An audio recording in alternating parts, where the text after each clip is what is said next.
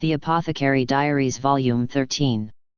Chapter 1, Lahan and Sanfan. They could see a crowd at the port. Everyone had come to greet the great ships that now sat in the harbor. The emperor's younger brother was returning from the western capital after almost a year away. No wonder everyone wanted to be there. Lahan was one of those who had come to greet the imperial younger brother, and now he observed the ships from his carriage. "Master Lahan, may I park the carriage here?" came a polite voice. It was Sanfan, that is, number 3. She was a young woman Lahan's age, but she wore men's clothing and kept her hair neatly trimmed. If one didn't know better, she probably would have looked like a particularly handsome young man. As to why her name was a number, that was because Lahan's adoptive father Lagan couldn't remember names. Sanfan was the third person he'd taken under his wing because he could see potential in her, so she was simply called number 3. Sanfan was in fact the daughter of a merchant family, but after she had run from her parents' chosen marriage match in disgust, she'd come to Lagan and given him the hard sell on her skills. Normally he would have turned her away on the spot, but she had commercial knowledge as befitted the daughter of a merchant, and so he took her in. Currently, Lahan and Sanfan were busy working their side hustles to repay Lagan's debts. Sanfan wore men's clothing in part to prevent people from underestimating her just because she was a woman, and in part as a reaction to her parents' attempt to force an unwanted match on her. Park right near the port, if you would. If you mention my honored father's name, they'll let us through." "Very well." Lahan took out a golden plaque inscribed with the character La. Ordinarily, such a thing belonged with the head of the clan, but if they gave it to Lagan, he would only lose it, so Lahan kept it on his behalf. Under any other circumstances, that would have been unthinkable, but with Lagan the unthinkable was par for the course. Some people joked that with that plaque, Lahan could make a bid for control of the clan anytime he wished, but Lahan knew better than anyone that if he made a play for the family headship, it was he who would be crushed. Besides, he had no interest in taking over. He was the one working himself to the bone to pay off Lagan's debts. He was as filial as they came. Incidentally, were there no other drivers available? Lahan asked. Sanfan was holding the reins herself. That meant talking through the small window to the driver's bench, which wasn't entirely conducive to conversation. No, not really. Hiring a driver would have cost money, and I had time to kill anyway. Waste not, want not, no. I suppose. Yet when I'm with Yifun and Irfan, there's always a driver. Somehow it was only when he made a request of Sanfan that no drivers were available and she came instead. Oh. She seemed intent on playing dumb. Lahan decided to let it pass. Sanfan parked the carriage and got down off the driver's bench. Lahan got out as well, leaving the carriage in the care of one of the bodyguards who had accompanied him. The passengers were just disembarking from the ship, and finding Lagan was a simple task. The direction where all the shouting and swooning was coming from was where the imperial younger brother was, whereas the strangely deserted, quiet part of the dock was where Lagan could be found. Nobody who knew Lagan's reputation would get too close to him if they didn't need to. "Excuse me, thank you, let me through, please," Lahan said, working his way toward Lagan. The old guy stood on the far side of a wall of people, looking beaten. In fact, the crowd had formed a perfectly circular buffer around him. It was rather funny. Lagan's aide Ansu was leading him along. Lagan was not one for moving vehicles. A carriage he could survive, but a ship was too much for him. Lahan himself was badly prone to seasickness, and moments like this reminded him that the two of them were truly connected by blood. "Sir Lahan," Ansu said when he noticed him. He looked even more tired than the last time Lahan had seen him. His year's service in the western capital must have been trying. "I've come to meet my father," Lahan said. "It doesn't look like he's going to be much good to anyone for a while, so I'd like to take him home, if you have no objection."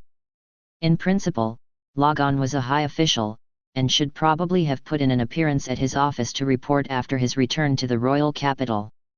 None at all, sir, if you would be so kind. I'll inform the Moon Prince for you. Ansel looked positively relieved. I think he'll agree that this was the easiest way. I think he might. Lahan had one of the bodyguards carry his pale-faced father to the carriage. Now, he muttered to himself, am I going to ride in the same carriage as my honored father? If he were honest, he wasn't eager to be in there, where the air would be perfumed with the smell of stomach juices and other filth. Instead, once Lagan had been safely pitched into the carriage, Lahan climbed up on the driver's bench. Master Lahan, Sanfan said. I realize it's a bit tight up here, but we'll survive.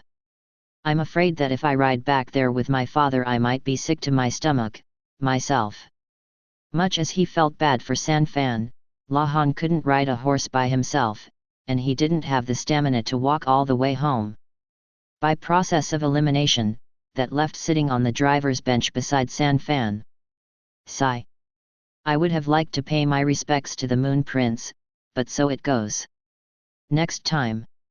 Even if he forced his way into the crowd, he would inevitably be lost among the adoring throng. Lahan knew that he was just a plain-looking man, undistinguished in appearance and not even especially tall. In order to get people's attention, someone like him needed the proper stage to demonstrate his abilities, as well as information that the other person would be interested in. One needed more than just a fancy outfit, one could not simply overdress. Without anything to back it up, that would only make one look comical. No, this was just like investing, never let a good opportunity slip through your fingers, that was the key. The Moon Prince was a discerning man, not easily fooled. Lahan could not abide someone who was beautiful on the outside but not the inside, and from that perspective, the Moon Prince seemed to have been crafted by heaven itself specifically to meet Lahan's ideal. A whole year. I wonder if Mau Mau's at least got one in the oven, he mumbled. His younger sister occurred to him almost as an afterthought. Much as he might have liked to speak with her immediately, he would have to do something about the cargo in his carriage first. Master Lahan, shall I contact Lady Mau Mau? Sanfan asked. Would you? I'll ask her to stop by the mansion. I wonder if she will. I'll write that you wish to speak with her about the matter of her friends, although she might ignore you even then. Lahan thought about it for a second, then said, very well, thank you. Please do. Sanfan frequently wrote letters on Lahan's behalf, at least when they were straightforward enough. Mau Mau didn't know Sanfan, but Sanfan knew about Mau Mau. The acquaintance only went one way. I will. We need Lady Mau Mau to come collect them as soon as she may, Sanfan said, oddly subdued. As to who they were, the answer was apparent the moment the carriage arrived back at the mansion. Standing by the weird shogi piece-shaped object outside were two women. Master Lahan, said the taller, slimmer one, approaching the carriage. Her name was Yao, and although she was still only 17, she was taller than Lahan. Behind her, looking on with a proper glower on her face, was NN. These were the friends of Mau Mau to whom Sanfan had alluded. Lahan had allowed them to stay at the mansion once in order to have a favor he could call in with Mau Mau, but it had been his mistake because for some reason, the two of them had never left. How was Mau Mau? Yao asked, and her face was so perfect that even when worried, she looked positively lovely. However, that was all. Lahan heard alarm bells going off in his head. He knew he couldn't get any closer to Yao. I only went to bring my honored father back. Unfortunately, I wasn't able to collect my little sister. I believe I told you that when I left, didn't I? Lahan replied from a safe distance. The closer he got to Yao, the more frightening her servant NN's face became. Oh, Yao said, letting her hair droop over her ears and looking dejected. For some reason, NN was still glaring at Lahan. She seemed to think it was his fault that Yao was upset. What the hell was he supposed to do? Is there anything else you want? If we stand out here talking, will only keep the master of the house waiting forever, San Fan said, her eyes narrowed. Her tone was distinctly prickly. No, there's not. You must pardon me. Yao narrowed her eyes right back, while NN gave the most brittle of smiles. Further, I believe the agreement was that you would stay here until Lady Mao Mao returned, out of your concern for her, yes? I'll arrange porters for you, so see that you pack your luggage, San Fan said, and her smile was open and easy. Since Lady Mao Mao has indeed safely come home, you must no longer have the slightest bit of interest in this household. He couldn't quite put his finger on why, but Lahan's sixth sense was telling him that he was standing in the middle of a battlefield. Yes, Yao said, thinking about something. Could you perchance give us a few days? We've stayed here for so long, putting our bags together will be a time-consuming project. Heavens, and here I assumed your oh-so-capable lady-in-waiting would have everything ready like that. You know, I thought I heard that a relative of yours had gone to the western capital as well. Wouldn't you normally prioritize greeting them over Lady Mao Mao? You heard right, but my uncle is going to stay in the western capital for the time being. The situation has his household in such a tizzy that there's no place for me there. What was going on here? Their exchange sounded so polite, and yet Lahan could see sparks between Yao and San Fan. Not to mention NN, who continued to glare at him. In any case, Lahan found himself with one goal in mind, to get out of there as fast as he could. He hopped down from the driver's bench and called one of the nearby servants. Is a bedroom ready for my father? Make some congee, something easy on the stomach, and get some sweets but nothing too fatty. Some fruit might be a good idea. Make sure the fruit juice is nice and cold. Yes, sir, the servant responded. All right. I'm going to go take care of the rest of my work. Lahan trotted briskly away from the scene, trying not to look like he was fleeing. Chapter 2, Lahan and the Dangling Corpse, Part 1.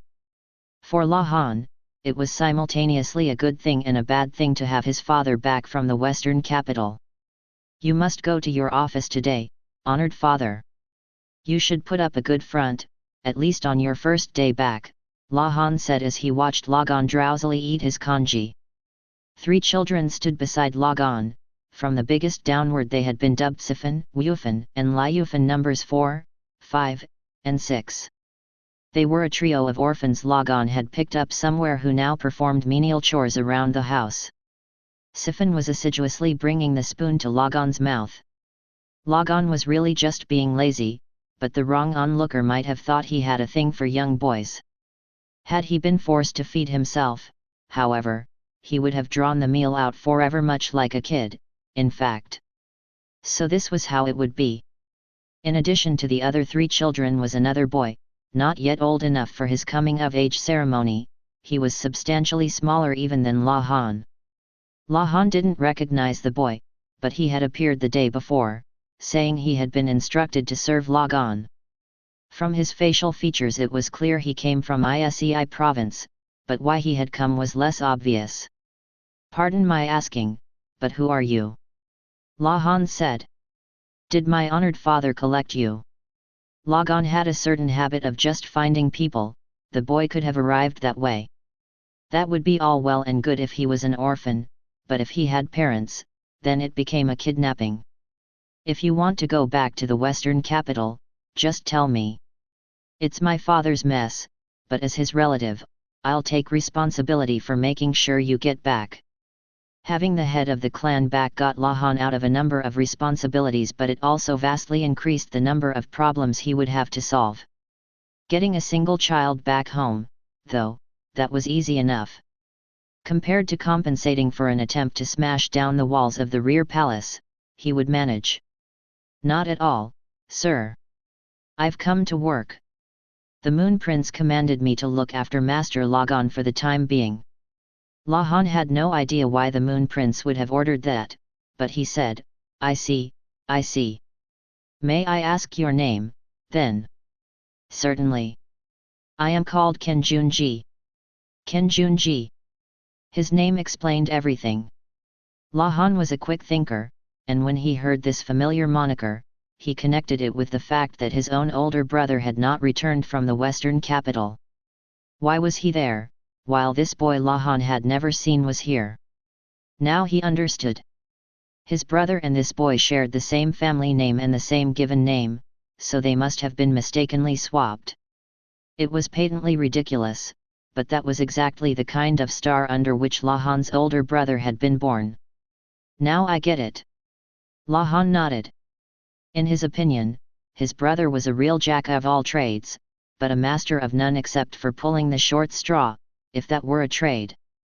He'd been left behind in a far land, where he was probably working industriously at that very moment. Lahan bore no ill will toward his older brother. In fact, he thought he was quite a good brother, and hoped to introduce him to a pretty girl someday. Sanfan came into the room. "Master Lahan," she said. "Yes, what?" "I'm terribly sorry, but I found this among the master's clothing, and I thought you'd want to see it."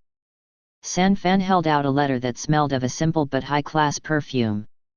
The sender wasn't immediately apparent, but Lahan could tell who it was from the writing lovely characters with just a hint of strength in them. It was a message from the Moon Prince to Lahan explaining, in terms at once indirect and apologetic, who Ken Junji was and why he was there. It was largely as Lahan had surmised. Once his brother had returned to the central region, they would send Ken Junji back home, and the Moon Prince wished the boy to remain in Lagan's care until that time. With apologies to his brother, Lahan jumped at the chance to have the Moon Prince in his debt. He would love to do more favors for him, in fact more and more, until there were so many they could never be repaid. Lagan had finally finished his kanji, and Sifan was wiping his mouth. Wufan and Liufan brought him his dessert fruit. "Honored father," Lahan began, "before you go to court, I'd like to inform you of a few things that are currently going on." "Everyone's still doing their jobs, aren't they?" "Well, with you gone for a whole year, some breakdown was inevitable." Lahan placed a shogi board in front of Lagan. Lagan thought of his subordinates as pieces in a game, and indicated their disposition via the board. It had confused Lahan as much as anyone at first, but after seeing it time and time again, he'd begun to discern certain rules. He wasn't perfect at it, but he could largely understand what Lagan wanted to communicate from the board. "How are the pieces moving?" Lagan asked. "Well, you see, this one has gone here, and this has moved here." Lahan moved a silver general inside the enemy camp and took away a pawn. At the same time, a lance was stolen by a bishop. The lance, always had good spirit, but seemed like a liar. As a matter of politics, Lagan never joined any faction, but it was only natural for a faction to form around him, even if that was never his intention. During his absence, his faction had exerted enough pressure to keep opposing groups from running roughshod, but over the course of an entire year, the unwritten rule that one should never cross Lagan had all but eroded. One of Lagan's subordinates had gone over to another faction, but at the same time, his own group had succeeded in drawing someone from another group to them. Before he'd left for the western capital, Lagan had given just one order to his people: "When I get back, I want everything to be exactly the same as when I left." The result of that order had been the loss of a lance and the taking of a pawn. No doubt his subordinates awaited his return with fear and trembling. Lahan had a thought: perhaps it had simply been too much to ask a bunch of soldiers, people not normally versed in political negotiations, to maintain the balance of power within the court. He thought they should still get passing marks, but there was no telling how Lagan would react. "I suppose we should at least see this pawn we've picked up," Lagan said. "Certainly." Lahan picked up a brush, while Wufan and Liufan brought ink and paper, and then he wrote out the orders in such a way that the aide, Ansu, would be able to understand them. He felt bad for Ansu, telling him to come to work the very day after he had finally gotten to see his wife and child for the first time in a year, but from the moment one became Lagan's assistant, there was no such thing as time off. The boy with the exact same name as Lahan's brother was agog from the moment he got out of the carriage. This is the royal court? My! It's so much bigger than the administrative office in the western capital. Lahan had been thinking about what to do with the boy. Normally, he might have simply left him with Sanfan, but there was a problem. His freeloaders Ahem, Yao and NN had stuck their noses in. For some reason, they'd made a big show of doting on the boy, Junji. Sanfan and Yao didn't get along very well, and sparks constantly flew between them, although Lahan had no idea why, or at least, he wanted to pretend he didn't. In any case, at least Lagan and the boy seemed to get along all right, so Lahan had decided to assign him to Lagan as a sort of junior assistant. If that made Ansu's burden lighter, it meant Lahan wouldn't have quite so much paperwork piling up, for which he would be grateful. Still, he had trouble imagining it would go as smoothly as all that. Say, NN, are my bangs straight? They're perfect. You look as beautiful as always. From behind Lahan came the voices of his freeloaders. Since they were sending Lagan by carriage, it had been decided to let the young ladies come along. He could hardly have put himself and his father in a vehicle while the women walked. Master Lahan, it's all well and good to be courteous to women, but I don't think you had to go quite so far, Sanfan whispered to him. She was serving as their driver once again. Quite frankly, it would have been more efficient to have her doing other work, but Sanfan wouldn't hear of it. That's not your decision to make, Sanfan, Lahan said. After a moment she replied, understood. All right. I'm going to see my father to his office. Starting tomorrow, he was going to leave Lagan with Anso. Lahan certainly wasn't going to spend his days babysitting him. NN, let's go to the medical office, said Yao. That would get the two of them out of the equation, which was something of a relief.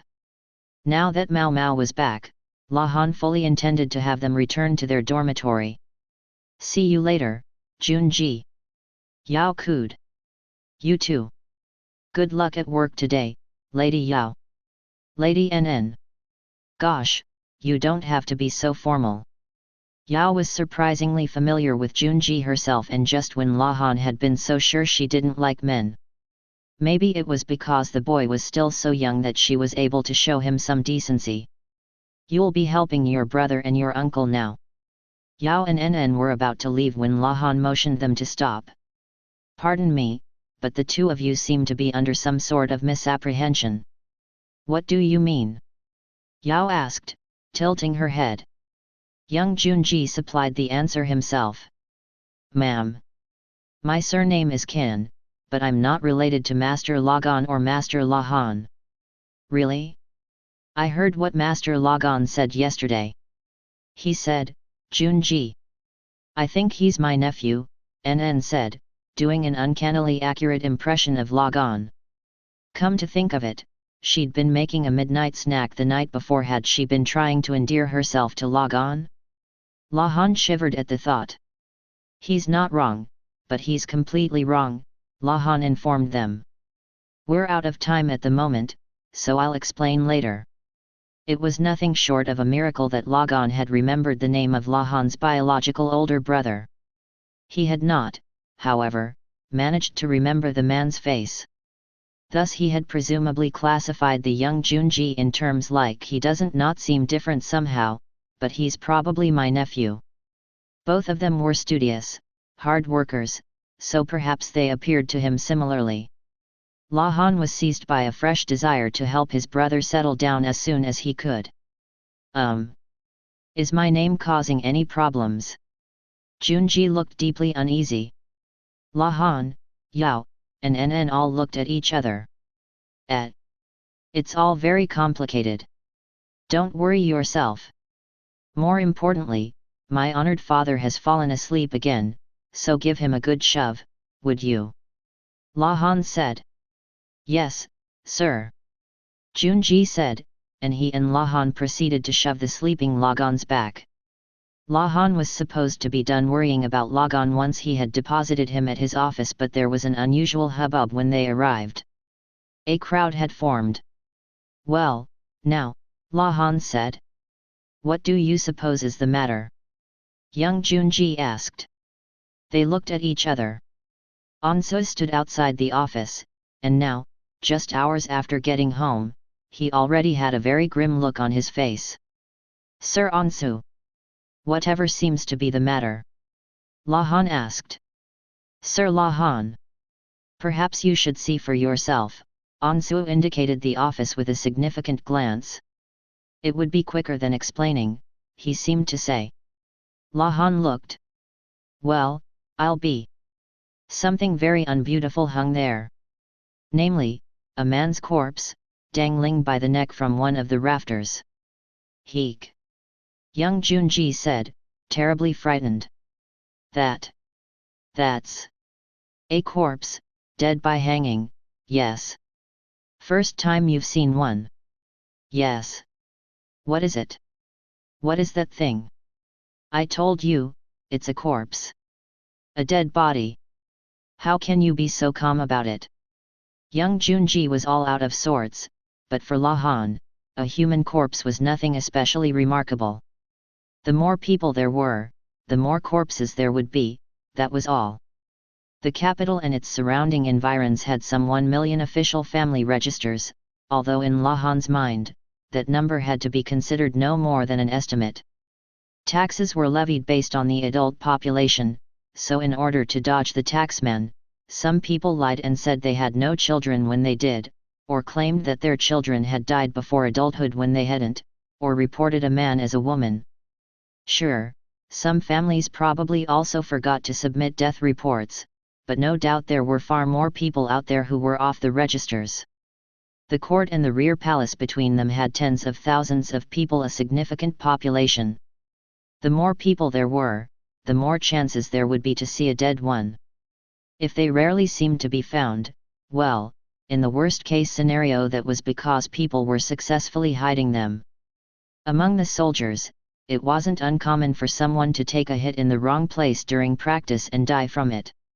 There had been 3 recorded cases of just such a thing happening in the last year, along with 18 people who had survived but had been so badly injured that they couldn't continue in the military. Not a large number, as numbers went, but one had to assume there were other cases that had gone unreported. Then there were the bureaucrats, some of whom inevitably found themselves so hemmed in by work that they took their own lives. 7 cases last year, as I recall, La Han said as he stood and studied the dangling body. This corpse, however, did not belong to a bureaucrat, it was wearing a soldier's uniform. Why, there's one of those rain go away dolls in here. Why, that's the biggest one I've ever seen. Honored father, that's a human corpse. As usual, La Han couldn't be quite sure whether Lagan was joking or not. Young Junji, unable to bear the sight any longer, had turned away and was covering his mouth. That would be the ordinary reaction. Admittedly, La Han wasn't eager to smell the filth the body had expelled, so he covered his nose with a handkerchief. What would you like to do, Master Lagan? Ansu asked. I can have the room cleaned up immediately, or else you can do your work in a different place today. If you can clean it up nice and quick, then I'm perfectly fine here. You may be, father, but I'm not so sure about everyone else. La Han did not consider a dead body to be a beautiful thing. For a thing it was, once its life functions had ended, it was a person no longer. Besides, with time it would rot, and rotting was not very good for purity or cleanliness, so, in La Han's opinion, not beautiful. This room gets good sunlight, Lagan said firmly. It was still the cold season, and it was crucial to Lagan that he have somewhere warm so he could take a nap. The whole gaggle of onlookers was watching La Han and his group now. To be very precise, there were 17 soldiers, 10 civil officials, and 3 palace ladies gawking. By the way, who is this person? La Han adjusted his glasses and squinted at the man. He wasn't keen to study the corpse too closely, but it was necessary to establish the deceased's identity. La Han didn't see much prospect of getting his work done today. He's a soldier Master Lagan brought into his fold about 2 years ago, Ansu said. Master Logon described him as a lance, I believe. This is our turncoat, then. Indeed. I have a record of his service I can give you, although it's more than a year old. So this was the lance that Lahan had captured on the shogi board that morning. Lahan had known, and told Logon, that the lance had been taken by a hostile faction, but he hadn't known the lance's face. Remembering people's faces wasn't Lahan's job, it was Rikusen's. And he just decided to kill himself in my father's office, Lahan mused. He looked around the room. The lance was dangling from a beam in the very middle of the office, which had been given particularly high ceilings with a few good, sturdy rafters after Logon had expressed the desire to have a hammock. As it turned out, however, he was so decidedly unathletic that he couldn't actually get in the hammock. A pointless story of a pointless endeavor, except that the other offices were not built such that one could have hanged oneself in the middle of the room. Not far from the waste that had gathered under the body lay a toppled chair, perhaps the man had kicked it over. Logon's office appeared to have been left undisturbed in his absence. It had been cleaned, but in a cursory manner. Logon's beloved couch had been dusted, for example, but the cobwebs on the bookshelves had not been attended to. Lahan inspected the rope hanging from the rafters, the lance hanging from the rope, and the overturned chair. Father. Is the culprit who killed this lance the man dangling from the rafters here with us? Logon indicated the onlookers with a jerk of his chin. What? Young Junji looked at the crowd, shock written on his face. What does that mean?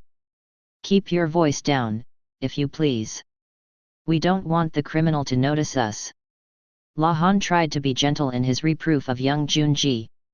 He wasn't in the habit of wearing kid gloves with men, but when it came to a boy who'd been dragged here by accident due to a case of mistaken identity involving Lahan's own elder brother, sparing a bit of decency seemed the least he could do. Young Junji clapped his hands over his mouth. Obedient children were so much easier to work with. Who is it? Lahan asked Logon. White Ghostone. The culprit might appear as a ghostone to Logon, but Lahan couldn't tell them apart. He narrowed his eyes. Ah! The crowd was dispersing, meaning the killer was going to disappear, but Ansu seemed to have figured it out. He wasn't quite as good with faces as Rikusen had been, but they were still his specialty. Sir Ansu. Lahan turned to him, thinking what a lot of trouble this all was. Sir Lahan. You're not thinking of abandoning me to handle this on my own while you go do your work, are you? Ansu placed a hand firmly on Lahan's shoulder and gave him a nasty smile. He was a soldier in his own right, and his grip was strong enough to hurt. Lahan let out a breath, considering what to do, and looked at Logon. I wanna sleep, Logon said. But first, I wanna go see Mao Mao. Logon's brain was built in a way that was unfathomable to the average person. He could solve problems without using numbers or formulae, but nobody knew how he reached his conclusions. However accurate his accusations might be, making them stick without further proof would be a tall order. Ahem. Lahan flagged down a nearby lower official. Kindly go to the medical office and tell them we need to investigate an unusual corpse. Those are the words you are to use. Don't tell them it's a hanging corpse. An unusual corpse. An unusual corpse, sir. Yes, and make sure you get it right. Oh, and since the medical apprentices are finally back at work, could you have them come as well? I suspect the medical personnel will leap at the chance to study a fresh body. This was all Lahan's very indirect way of telling him to bring Mao Mao.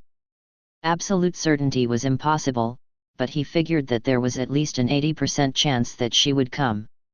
That ought to help the otherwise listless Logon muster some motivation. Logon would give them their answer, but an answer alone wouldn't be enough. He would tell them who the killer was, but it would be up to Lahan and the others to figure out the motive and the manner of death. Both Mao Mao's specialties. Lahan made sure his glasses were perched firmly on his nose, and then he sighed. he was going to have to spend a long time looking at something very unbeautiful. Chapter 3, Lahan and the Dangling Corpse, Part 2. When Lahan saw his little sister for the first time in almost a year, she was not looking very happy. It turned out there hadn't been any need to have Sanfan write a letter specifically to summon her. "Hello, little sister." The very first words out of Mao Mao's mouth were "Scram, abacus specs." Mao Mao. Lagan was right beside her and tried to give her a hug, but she jammed a broom handle into his cheek to hold him at a safe distance. Where had she gotten that broom? Lahan was mystified. "Mao Mao, perhaps you could show a modicum of compassion for him. Would you, in my place?" "Absolutely not." With that, Lahan turned to the two people who had accompanied Mao Mao. One was Dr. Lu, the head official for medical matters at court. He was a man of stern mien, of the same generation as Lahan's granduncle, Luo Men. The other was a much younger man, of average build and with a less than serious look on his face. "So where's this dead body?" the young man asked. He looked inordinately interested, and Dr. Lu promptly rapped him on the head with a knuckle. "That's enough out of you, Tianyu," the doctor said. Tianyu, so that was his name. Not that Lahan cared about this information. To him it looked like Mao Mao had been accompanied by yet another troublemaker, but this troublemaker had given Lahan an excellent segue into the matter at hand, so he would let it pass. If Lagan tried anything funny, Lahan could just foist him on Mao Mao. Although he didn't doubt Mao Mao was having the same thought about him. "I'm not made of free time. Perhaps you would kindly show us the body? I expect the Moon Prince to give a report on our return this afternoon." "I don't have time to dally," Dr. Lu said. It was clear that he was quietly angry. The report by the expedition to the western capital concerned Lagan as well. Lahan was as eager as the good doctor to get this over with. "This way, please," Ansu said, leading them into the room. They had decided to wait somewhere other than the office, as the situation was clearly too much for young Junji. He was a dedicated boy, though, and had asked if there was anything he could do, so Lahan had set him to cleaning another room that Lagan sometimes used. It was stuffed full of junk Lagan had piled up there the way a dog might collect slippers. "If you'll pardon my saying so, the law seemed to go rather too easy on their own relations," Dr. Lu said, looking at Lagan, Mao Mao, and then Lahan. "What's wrong with being smitten with my own daughter?" Lagan answered as if this were a perfectly ordinary conversation. "You could lead a horse to a charged room, but you couldn't make him read it." Dr. Lu was no fool, he had to know that nothing he said to Lagan would make any difference. He walked casually into the office. "This is our man?" he asked. The lance was still dangling from the ceiling. Lahan had given instructions that the body not be taken down. "Can't get a very good look at him like this." Dr. Lu narrowed his eyes, but the man called Tianyu was downright excited. "Wow! He's dead. He's dead, all right. You said the body was unusual, but it's just a hanging," Mao Mao muttered. She probably thought she had said it silently, but her thoughts frequently came out of her mouth in spite of herself. Lahan had instructed the messenger to say that the body was unusual because that implied the cause of death was unknown, which made it conceivable that there was poison involved. If he'd said in so many words that it was a hanging, Mao Mao would never have been interested. Lahan knew very well that Mao Mao would be loath to come to Lagan's office. He'd had to manufacture a reason for her to come. "You found him hanging here? Doesn't that pretty much make it a suicide?" Tianyu asked. He was rewarded with another knuckle from Dr. Lu. "Investigate. Don't jump to conclusions based on the first thing you see. Making assumptions will only skew your judgment." He sounded a lot like Mao Mao's granduncle Luo Men. "I presume the fact that you've left the scene undisturbed implies you have some reason to believe this wasn't a suicide."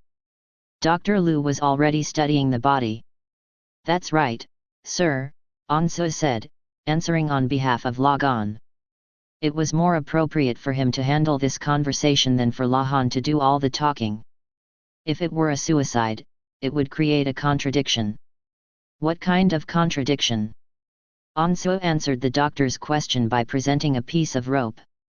We cut this piece of rope to match the one around the man's, Wang Feng's, neck. We wanted to compare it with the distance from the toppled chair, to see if it would have been possible for him to hang himself. If a person was going to hang themselves, they had to be able to get the noose within about 30 centimeters of the chair, or they'd never be able to get their neck through it, no matter how they stretched and strained. To La Han's eyes, the world was overflowing with numbers and this contradiction was not beautiful. If he kicked the chair over as he jumped, then this doesn't make sense, Tianyu offered. La Han answered in lieu of Ansu. The chair is lying with the backrest up. It would have to have spun 180 degrees as it fell to end up like this. After all, it would be very hard to hang yourself facing toward the backrest. Mao Mao was quiet, perhaps because Tianyu was being so loud. She continued to try to keep her distance from Lagan, who was holding out a snack. Mao Mao was sniffing dubiously. I take it you didn't let the body down because there's something you wanted me to double-check, Dr. Liu said. Precisely, replied Ansu. And the chair hasn't been moved. Would you like me to call one of the onlookers to testify? Dr. Liu, it seemed, was a man who liked to be clear about things. He was suspicious where suspicion was warranted. He looked like he could be a hard man, but he didn't seem the type to bend the truth, so La Han didn't dislike him. I must say, I'm surprised you felt the need to come yourself, Dr. Liu, said Ansu, who apparently had hoped for some more junior medical personnel. His polite smile caused his right cheek to rise exactly 3 millimeters. It was the way you said to send the apprentices. They need someone to oversee them, don't they? In other words, he wanted to make sure his people couldn't be part of any cover-up. All right. Bring down the body, if you would. Certainly. Ansu summoned a subordinate and instructed him to lower the body to the ground. If you would all be so kind as to have a seat and wait. Don't mind if I do. Tianyu said, promptly claiming a spot on the couch. I'm happy to stand, Dr. Liu said. Me too, said Mao Mao, and the two of them did just that. Even given that the rope holding the body up was cut before the body was fully on the floor, it was difficult work. The lance, Wang Feng, had been a military man, and built like one. His corpse was quite a heavy load. According to the report, Wang Feng had first been spotted by Lagan 2 years before. Lagan, being an excellent judge of people and quick to act, soon hired him. The man was practically made for battle, and took care of the job Lagan assigned him in lieu of a test with no trouble at all. The report noted that Wang Feng was ambitious to the point of greed but suggested that with proper oversight, it shouldn't be a problem.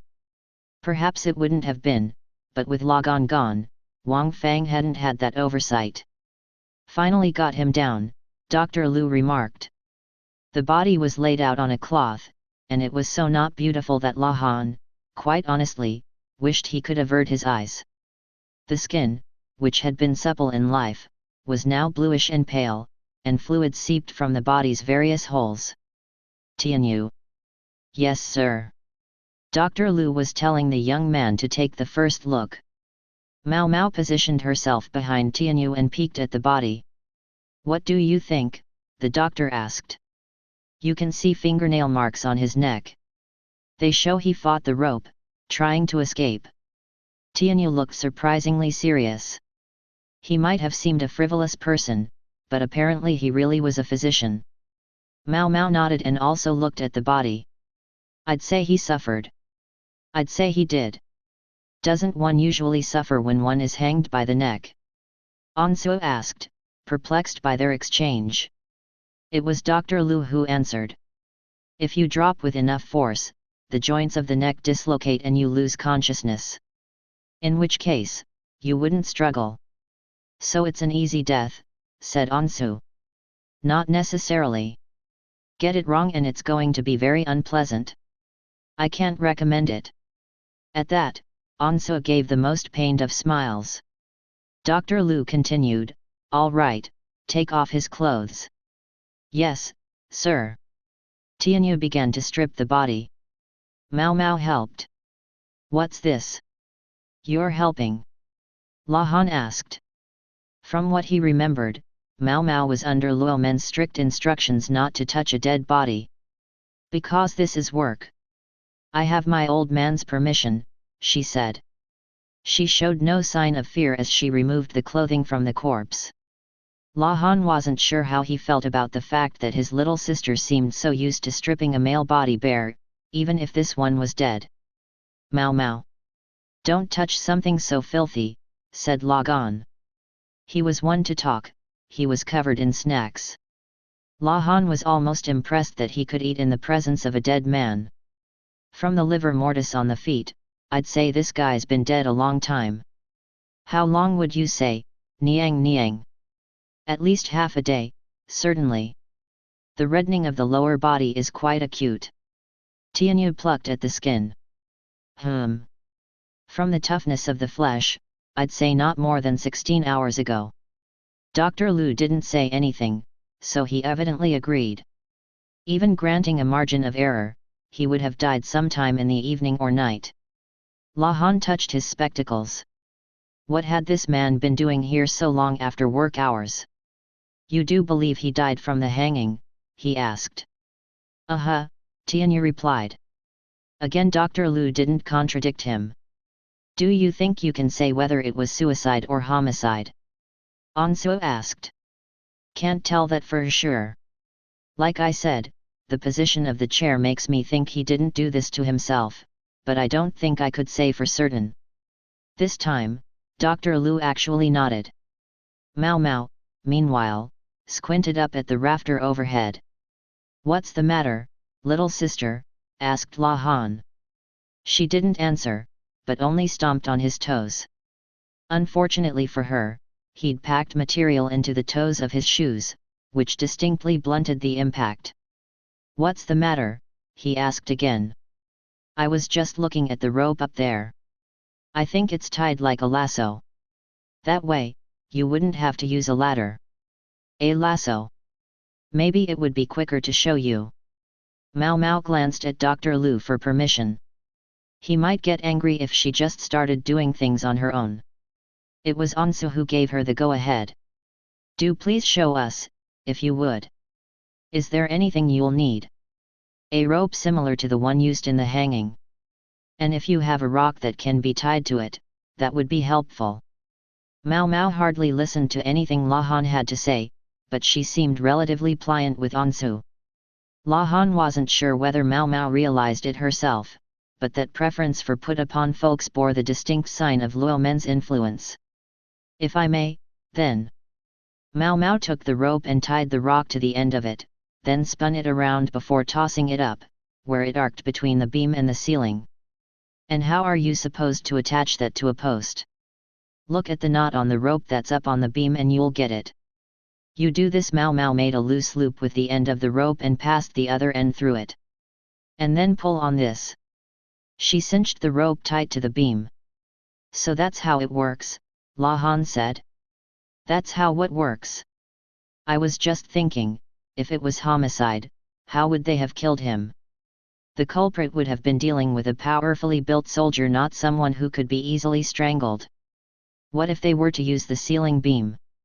Then they wouldn't have to have the strength to physically wring his neck. You hang him from the rafters by the neck, then you could kill him without having to be very strong. Not to mention, that would be no sign of anything but a hanging. Pretty much. Although it would still be impossible for someone like me." Mao Mao gave the rope a tug. She could hardly have weighed half what the dead soldier did. "True enough. Even a man like me probably couldn't have managed it. Not for a burly, heavy military man like that." The possible culprits my father indicated hardly seemed like they could have murdered someone so large. Lahan thought of the onlookers that Lagan had been watching. "Culprits? You mean the old fart already knows who did it?" Mao Mao immediately scowled. Daddy figured it out right away." Ugh. Suddenly, Lagan was at Mao Mao's side. She immediately backed up. Eat this, please. She just managed to sound passably polite, but there was nothing polite about the way she grabbed the nearest snack and flung it, like one would for a dog. Lagan went running after it. Don't waste food, Lahan said. He'll eat the whole thing and you know it. Mau Mau clapped her hands to get the crumbs off them. Well, that takes care of that, she seemed to say. Dr. Lu was looking at her like he had an opinion on all this, but he was loath to stick up for Lagan, so then he decided to pretend he hadn't seen anything. If you know who did it, why'd you call a doctor? Mau Mau asked. My honored father may know who committed the crime, but he can't say why or how. I suppose we know how, now. Which leaves me wondering what the motive could have been. The motive, right, Mau Mau glanced toward the couch. You know. More or less. Enlighten me, little sister. If it turned out the murder had been arranged by Lagan's subordinates to get back at the traitor, that would be a problem. Lahan hoped they could deal with this as quietly as possible. I don't really want to say, Mau Mau told him. You have to, or I'm going to be late for the report with the Moon Prince. Mau Mau didn't look very happy, but she started talking. The motive isn't anything especially profound. The killer was female, yes. Excellent guess. Lahan was genuinely impressed. Lagan had said white ghost stone. In general, with him, white ghost stones were women and black ones were men. Mau Mau sniffed. It's very simple, the deceased is a man, and the killer was a woman. That's what it boils down to, eh? Uh-huh. Mau Mau looked down at the now naked body with disinterest. To someone who had grown up in the pleasure district, fraught relationships between men and women were nothing new. If you knew all that, you could have said something, Lahan said, irked by his sister's reticence. Still, he understood why Mau Mau had refrained from explaining the motive. Luo Men, the man who had raised Mau Mau, detested baseless assumptions, and had instilled in her the belief that one should not speak too lightly, or based on guesswork alone, perhaps because those in vulnerable positions could so easily be brought to disaster by a few stray words. Very well. As Mau Mau won't say what she means, shall I be the one to give the explanation? Lahan asked. Once Mau Mau had confirmed that the killer was a woman, he had a pretty good idea of where she was going. No, I can do it, said Mau Mau. Well, now. Lahan wondered what it could mean for her to say that. In the past, she would have gladly let someone else take the lead, instead of having to talk herself. I see there's been some change in you, Mau Mau, but you should hold off. It would be better if I did the talking. Could you explain it to us? All right. I'd like to confirm a few things, though. Like what? What kind of woman the killer is? What do you mean, what kind? Lahan thought back on the crowd of onlookers, recalling the women who had been there. There were 3 of them, but I don't actually know which one did the crime. 3 of them, Mau Mau echoed, looking up at the rafters. You know, don't you, Lahan, that it would be impossible for a woman to make it look as if a big, strong soldier had hanged himself. I suppose. You're suggesting that it would have been impossible for a woman to commit the crime. The victim probably weighed at least twice what his supposed killer did. Then how do you make the impossible possible? Consider the motive, and the answer reveals itself. If one woman couldn't do it, what do you need? If one woman couldn't? Ah! I see what you mean. Lahan clapped his hands as the realization hit. It was simplicity itself. Mau Mau didn't say another word, but only turned around. Maybe it was because of the steady stare that her boss Dr. Lu had fixed on her. He not only had to keep an eye on Mau Mau, but also try to restrain Tianyu's interest in the corpse. With subordinates like that, it couldn't be easy being him. Lagan, meanwhile, was reclining on the couch, nibbling on the snack Mau Mau had thrown. It would be time for his midday nap soon. Lahan looked at him with a moderately conflicted expression on his face. Sir Ansu, he said to Lagan's aide. Would you call the 3 women who were in that crowd earlier? Right away. Thank you. Judging from the position of the sun, they just had time until noon. Lahan half closed his eyes, his heart growing heavy. Chapter 4, Lahan and the Dangling Corpse, Part 3. The 3 women Ansu brought were all new palace ladies who had just passed the examinations this year. They were of reasonably respectable backgrounds, 2 of them were officials' daughters while the other came from a merchant family. Each of them, Lahan thought, was notably beautiful. He'd also taken the liberty of summoning officials from the Board of Justice. They didn't get along so well with Lagan's Ministry of War, but there was no reason to go looking for a fight. Lahan wanted someone there to witness the entire affair. May I ask why we've been called here? Palace Lady No One's eyebrows dropped by 3 millimeters. The brief report he'd gotten about her had said that she was the daughter of a rural official and that she was staying with relatives in the capital. She had lustrous black hair. I can't believe you would bring us to the very room where something so awful took place. Surely you're not going to tell us to clean up the corpse. Palace Lady number 2 said, quaking. She was the merchant's daughter, raised in the capital, and also had lovely black hair. I want to go home, said Palace Lady number 3, shivering violently. She was the youngest daughter of a civil official, and like the others, was a raven-haired beauty. Each of their faces was quite distinct, but from behind they would all look very similar. This would make it hard to tell who was who even if we did have witnesses from the projected time of death. Ansu crossed his arms. Dr. Liu and the other medical personnel had remained in the room. So which of these women is the criminal? Ansu looked to Lagan, but he was asleep. Even if he'd been awake to point out the killer, it would never stick without a clearly defined motive and manner of killing, and Lahan would have found it unbearably unbeautiful to try to squeeze some forced evidence out of the situation.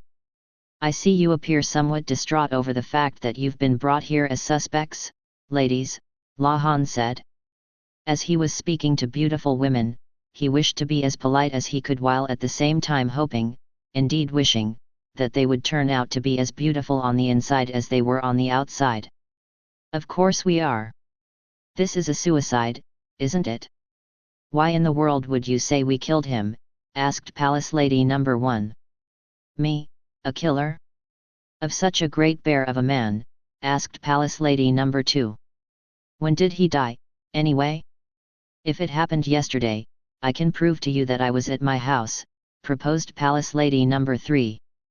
Completely understandable perspectives, all of you, Lahan said. He looked at the 3 ladies, his smile never faltering. However, there are several distinct problems with the suicide hypothesis, including the situation of the room and the injuries found on the corpse. Further, I think you all should know that alibis provided by your family or friends will not be considered compelling evidence. The 3 women frowned at that. More importantly, did all 3 of you not have a motive to kill this man? He pointed at Wang Feng's corpse, which now lay under a sheet.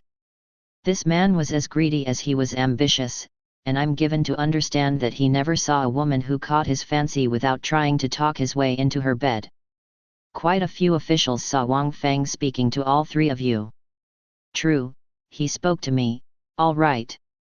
And not just a couple of times, Palace Lady number 2 said with a sigh.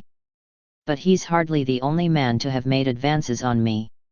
Embarrassing though it may be to say so, surely you understand that many of the palace ladies are here seeking good marriage prospects. Lady number 2 was the merchant's daughter, and she had the force of personality to match a type Lahan hardly disliked.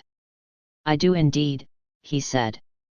Still, choosing an absent superior's office for a tryst is, let us say, in poor taste. All 3 women blushed. That said it all. Whatever are you talking about? One of them asked. I have a family member with a nose as sensitive as a cat's. She discovered a very particular scent on the couch that the owner of this office so loves. Lahan hadn't been able to tell himself, but apparently those with better senses of smell knew right away. Mau Mau, having grown up in a brothel, was particularly sensitive to it. In short, the very couch where Logon was now sleeping had been used to do the deed during Wang Feng's assignations. It must have been a pleasant place for it. Logon was very particular about his couches. Only a minimum of cleaning was done in this office during its owner's absence, yet the area around the couch was unaccountably cleaner than anywhere else. You may have thought you had tidied it up so as not to leave any evidence, but since we have someone here with an animal's nose, we knew right away. Mao Mao was glowering at him, while beside her Tianya was saying, "Shoot," and I sat on that. As for Logon, currently snoozing on the guilty couch, he showed no sign of waking up. Suppose this room was that man's little love nest. That hardly means we were the ones he was here with, Palace Lady number 1 said, her voice trembling. Much as I might like to agree with you, I can't, said Ansu, stepping forward. This is Master Logon's personal office. No lady in the entire court dared approach it before he left for the western capital. They knew Master Logon too well. Logon was unpredictable, you never knew what he would do next. So other officials resolutely kept their distance from him, and even the court ladies made it a point not to get too close, in the same way that nobody would willingly walk into a warehouse full of gunpowder. Many had once made light of Logon, seeing as he was the oldest son of a famed household yet was branded a failure. The criticism had rolled right off Logon's back, though, as long as he could play his board games, he was happy. Once Logon saw that he needed privilege and power, however, he'd taken everyone he viewed as an impediment and had torn them up by the roots. Now there was an unwritten rule when it came to the army's fox: leave him alone. Don't even go near him. However, Master Logon has been away for the past year. It was because you're all new here that none of you thought anything of using this room to meet a man. Ansu was right. All three of these women had become court ladies within the past year, and they didn't know Logon. Even if they had picked up on the unwritten imperative to steer clear of him, it must not have meant much to them. Otherwise they would never have joined the gawking crowd in his office. And there had been no other new court ladies in the last year except for these three. So your opinion is that one of us killed him because of a little jealousy? I'm sorry to disappoint you, but how would I or any of us ladies with our skinny arms have killed this man and somehow made it look like a suicide? Palace Lady number 2 said. NOS 1 and 3 immediately nodded their support. I'm glad you asked that. I'd like to consider that very question right now. Lahan beckoned Mao Mao over. She gave him the world's most disgusted look, so he was obliged to go to her instead. Could you give me some help? He asked. I am here strictly as an assistant to the medical personnel. What help would you have me give you? Mao Mao replied as if reading off a script. Since she brought up a woman's skinny arms, I thought this might be most credible if you did it. Surely not, Master Lahan. I'm certain your own arms, so pale that they appear never to have seen the sun, and so willowy that they don't look like they could hold anything heavier than a brush, would provide an ample demonstration. Mao Mao and Lahan set to glaring at each other. Ah, help the guy out, Niang Niang. If you don't help him, this will never be over. Just do it already. Mao Mao shot Tianyu a dirty look, but she couldn't refuse an instruction from Dr. Liu. She clicked her tongue. Very well. Toss the rope around the ceiling beam, if you would. Like you did earlier. Mao Mao had dropped the pretense of politeness, she answered quietly enough that those around wouldn't hear. Here. Rope. Yab. Mao Mao tossed the rope around the beam so it dangled down, then knotted it. At the end, she made a noose. You think that rope is enough to hold such a big man? Palace Lady number 2 said with a sigh. Yes, but it would be difficult to dangle him with that alone. I have another rope here. Lahan passed a second rope to Mao Mao, who looped it around the rafter like she had the first one. This one, however, she didn't knot, but allowed it to hang freely. Lahan began to explain, you make a loop in the end of this rope as well, then place it around the neck of the person you wish to key Mao Mao. Don't put that around my honored father's neck. Mao Mao had been making to place the rope around the sleeping Lagan's neck. If she hated her father, there was nothing Lahan could do about that, but he didn't want this to turn into another murder right while he was standing there. Niang Niang, we've got the perfect thing right here. Tianyu looked like he was about to pull the sheet right off the body, but thankfully Dr. Liu stopped him with another rap on the head. Lahan was becoming very grateful indeed for Dr. Liu's presence. Anso brought a sandbag. Here, use this. The tied-off part would make a nice analogy for a neck, the perfect place to put their rope. The beams of the ceiling were just logs, used as is, which meant they acted like a pulley, making it easy to heave the rope up. Except, it's not moving at all, is it? Palace Lady number 2 laughed. Lahan's adopted younger sister Mao Mao was not very strong. The sandbag, measured out to be as heavy as the murder victim, was at least twice her weight. With a movable pulley, which would have lightened the load proportional to the number of pulleys involved, even Mao Mao might have been able to lift the sandbag. But the beam, secured in place, only acted like a fixed pulley, which didn't change the weight of the object being lifted. Mao Mao strained, clutching the rope close, but instead of lifting the sandbag, she was the one who started to float off the ground. You're right, it's not budging. Well, let me help, Lahan said. He joined Mao Mao at the rope, pulling on it as hard as he could, leaning all his body weight back. I can't do this, and you know it. Mao Mao grunted.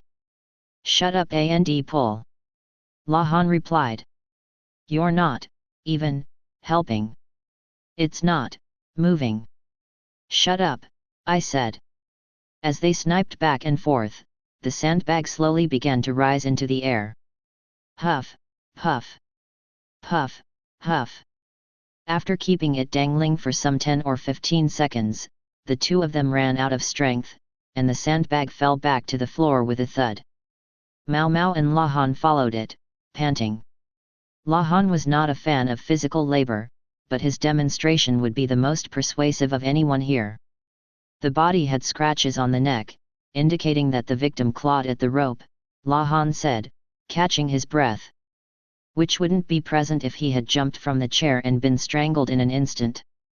The faces of the three women stiffened at that. One of you couldn't have managed alone, true enough. But two together, that would be possible, wouldn't it? Lagan had said something about a white ghost stone, but not which one. Meaning maybe it was more than one. Listen to the two of you gasp for breath. Perhaps two people could have killed him, but it doesn't look to me like they could have hung him up, Palace Lady number 2 said, in spite of the strained look on her face. Indeed. Two people could only just barely lift him, so it would be difficult for them to stage the hanging. That would require a third person. The lady's expressions grew tenser still. Lahan somehow managed to calm Mao Mao down and get her to help him heft the sandbag again. When they had it up to about the level of the noose they'd prepared earlier, Anso got up on the chair and placed the other loop around the sandbag's neck. Then they cut the second rope with which they had hung up the bag, and it dangled neatly from the rafters. Behold, Lahan said. You'll note that I never once said there was only one killer. The three of you all did it together. With that, the three ladies broke down, weeping and kicking the floor in their frustration. After a great deal of kicking and screaming, whatever had possessed the three women seemed to release them, and they quietly admitted their guilt. They'd become friends because they had all joined the court ranks this year. None of them got along very well with the more experienced court ladies, which had only made their sense of solidarity stronger, so strong that they even used the same hair product, which might explain why all three of them had such lustrous black tresses. Each woman had been sent to the palace with instructions from their families to find a good marriage prospect, and each woman had found Wang Feng. He'd approached each of the ladies separately, and you can imagine where it went from there. Wang Feng had been under the impression that he had been juggling them quite capably, but a woman's intuition is not a thing to be taken lightly, and the three-timer was soon found out. They say that when a case of adultery is discovered, a woman's hatred turns on the other woman, but in this case, the three women were already friends, and so their ire lighted on Wang Feng. So it was that the trio conspired to kill him. Knowing that Lagan would soon be home, they invited Wang Feng to this office the day before the strategist was to return. Once one of them was laid out on the couch, the usual procedure in their trysts, and Wang Feng's back was turned, the other two women jumped out of hiding and threw the ropes around his neck. Women are indeed terrifying, La Han said with a great sigh. If only Wang Feng had played the situation better. Maybe if he'd found some more mature women who could have been more pragmatic about their games. The only ones left in the office were La Han, Ansu, and Lagan, who was still snoozing away. The folks from the medical office had gone back to work, and the ladies had been led away by the officials from the Board of Justice. The corpse was still there in a corner of the office, so La Han continued to have young Junji busy himself with cleaning the adjacent room. I can't believe it turns out Wang Feng was murdered because of a bit of jealousy. I thought for sure there must be some other reason, said Ansu, sighing as he prepared a change of clothes for Lagan. The outfit was neatly ironed, no doubt he wanted to get his boss to put on fresh clothes before he met the emperor. It might not have been just a bit of jealousy. Lahan looked long and hard at the three ladies' service records. In his mind, he began to see a number that united their histories. You think there might have been something else at work? I would be very disturbed if there were, so I'm going to look into it. Even as he spoke, Lahan felt a pang of regret. There went the rest of his day. But then, he'd expected that something like this might happen. He would just have to carry on. Chapter 5, Jinchi and the Report. The thick rug in which Jinshi's knees were currently buried was stitched with a dragon, and the pillars to either side of him were carved with images of the same. The rug was flanked by high officials, all of them looking at Jinchi and the other returnees from the western capital. Jinchi was bowing his head humbly. Raise your head. Jinchi did so, and saw something he had not seen in quite a while, the emperor seated on his throne. You must be tired from such a long journey. Are you in good health? The emperor asked. I thank you for your kind concern, Jinchi replied. Strictly speaking, he should have presented himself to His Majesty immediately upon returning from the western capital, but the emperor had intervened to put the meeting off to the next day, that is, now. The exact timing of the meeting, afternoon, was not a reward for a job well done so much as, one suspected, an act of consideration toward another of those there to make his report. Lagan was diagonally behind Jinchi and looking sleepy. No one but he could be so unrefined as to yawn during an imperial audience. Zygetsu, have you lost weight? The emperor asked. He was the one man in the country who could use Jinshi's true name. Other people referred to Jinchi as the Moon Prince, a usage that had developed largely in contrast to the emperor himself, who during his heirship had been known as the Sun Prince or the Noon Prince. Not too much, Jinchi replied. He wouldn't deny it, he had lost some 5 kilograms, but there was no need to give the exact number. Jinchi was less concerned about his own weight than about the streaks of white that had appeared in the emperor's facial hair. The fact that he didn't dye them or try to hide them suggested he had said not to do anything. Jinchi thought he felt a throb from the burn on his flank, which should have healed long ago. An imperial ruler had a great many jobs to do and a great many things to worry about. No doubt what Jinchi had done just before leaving for the western capital was something His Majesty worried about very much indeed. The thought that several of those new white hairs might be his fault left Jinchi with a clinging sense of guilt, but he still didn't regret it. Beside the emperor stood his most important advisors. It was going on 10 years since the emperor's accession, and there had been much change among them. Where Shishao had once been, Gyakan now stood. Jinchi focused and began his report. Ka Zygetsu humbly presents himself to the imperial presence, he said. As the emperor was the only one who could call him by his real name, he was also the only one with whom Jinchi could use his real name. Jinchi had already submitted a written report to His Majesty, now he went over only the broad strokes of his year in Isei province. He stole the occasional glance at Gyakin. The man's expression never changed, though he must have felt something about the death of his son. You've labored mightily, I see. It was the emperor's voice, calm and quiet as Jinshi had always known it. Before, when he had made reports, Jinshi had often found himself summoned by His Majesty in the evening. They would drink wine, enjoy some snacks, and Jinshi could go into much greater detail about what had happened. He wondered if such an invitation would come tonight as well. His plan this afternoon was to give the briefest of accounts, then make his exit before Lagan did anything. In spite of how much had happened over the last year, it could be boiled down to a few brusque lines and recited quickly enough. That would be all, and then they could get out of. Ah, yes, Zygetsu, that reminds me, the emperor said when Jinshi had finished his report. Perhaps you would visit the rear palace with me? It's been so long. That was some invitation. A buzz broke out among the courtiers. It was well known that under the name Jinshi, the Moon Prince had once served in the rear palace himself, but there was a tacit understanding that it was not spoken of publicly. Jinshi felt as if the emperor were playing some sort of prank on him. The most appropriate thing for Jinshi to say at this moment was probably "Surely you jest, Your Majesty," but having posed as a eunuch for some 7 years, he found it hard to answer. I'm only joking," the emperor said. "You must still be tired. You should spend the remainder of this day resting as well as you can." On the one hand, Jinshi was relieved, on the other, he was reminded that the emperor was still someone around whom he couldn't let down his guard. A few other people made reports after that, and then the audience was over. At least Lagan had managed not to fall asleep during the proceedings, but the moment the end of the audience was announced, he sprang up and raced out of the throne room. Jinshi walked into the hallway, breathing a sigh of relief. Basin and several bodyguards followed him. Barrio had been present at the audience as well, but on the verge of passing out from being surrounded by so many people, so Jinshi had sent him straight back to his room. "I'm to rest, am I?" Now that he had properly greeted the emperor, Jinshi would have to also pay his respects to his mother the Empress Dowager, as well as the heir apparent and Empress Gyakuyo. After that, perhaps he could rest. He might even rest well, as the emperor said.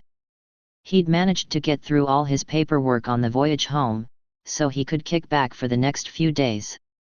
"Will you return to your room, Moon Prince?" Basin asked.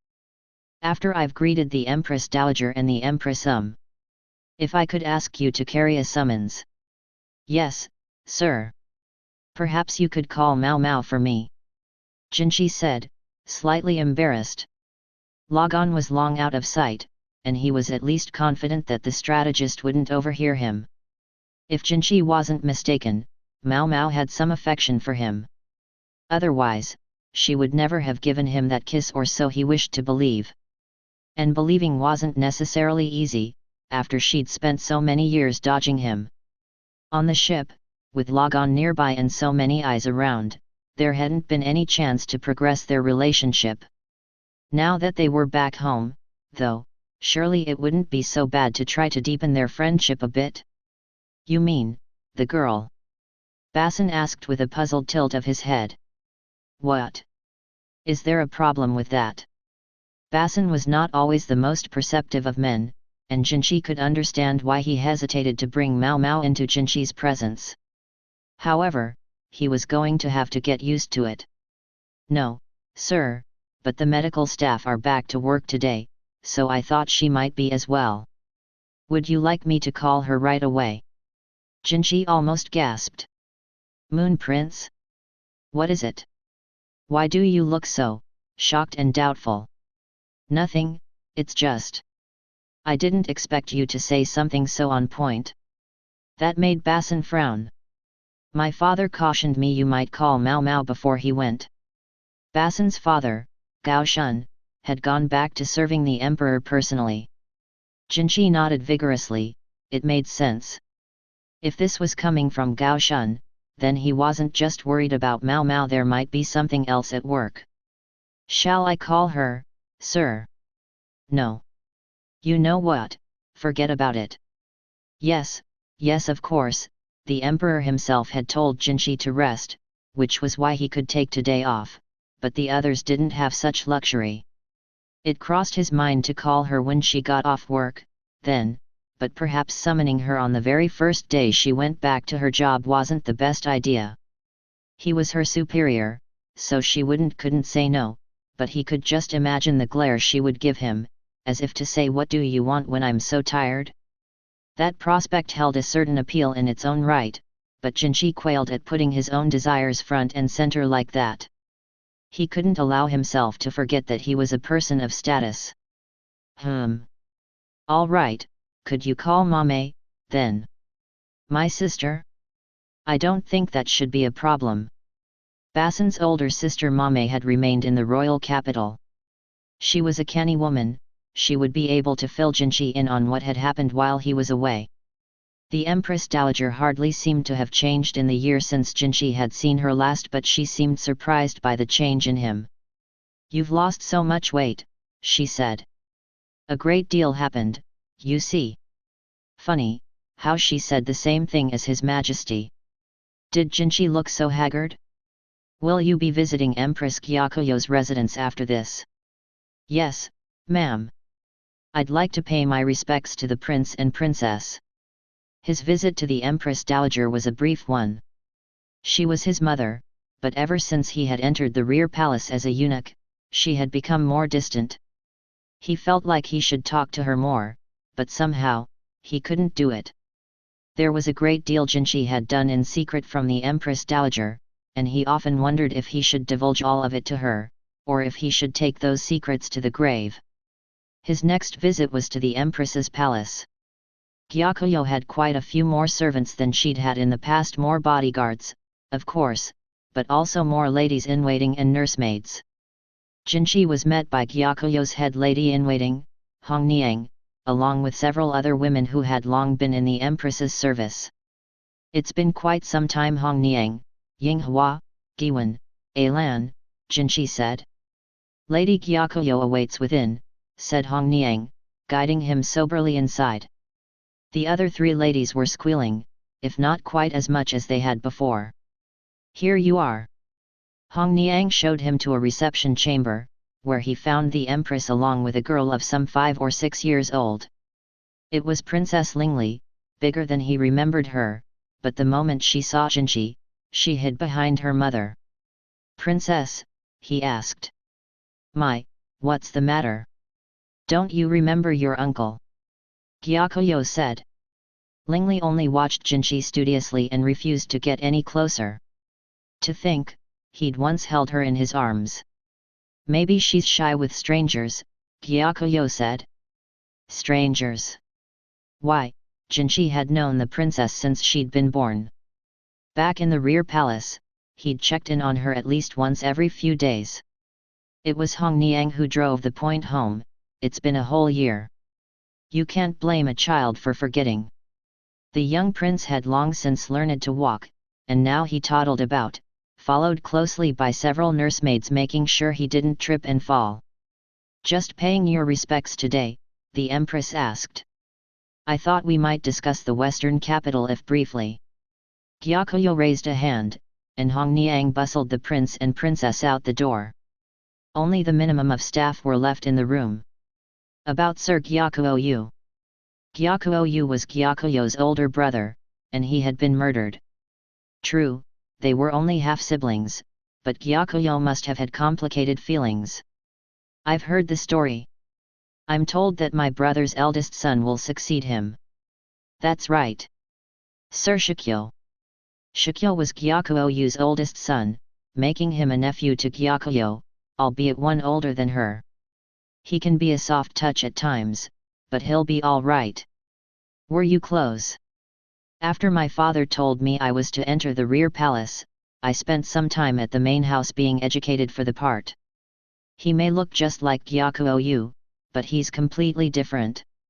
Once he stands at the top, I think the foundation will naturally form beneath him. Empress Gyakuyo's words were as good as saying that Gyakuyo had not been fit to lead. What have you heard about the relationship between me and my brother Gyakuo? Jinchi paused. That it was not a very good one.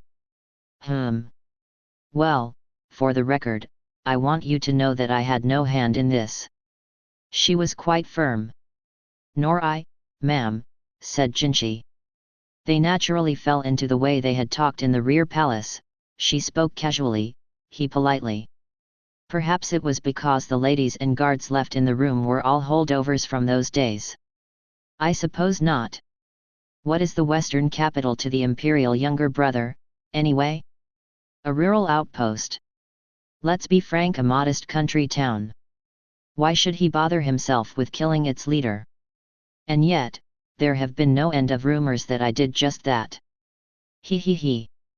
How can you convince these rumor mongers that no one has less interest in power than you? Gyakuo laughed, but her words contained some sarcasm directed at Jinchi as well. She was one of the very few who knew of the peony brand that marked his flesh. Indeed.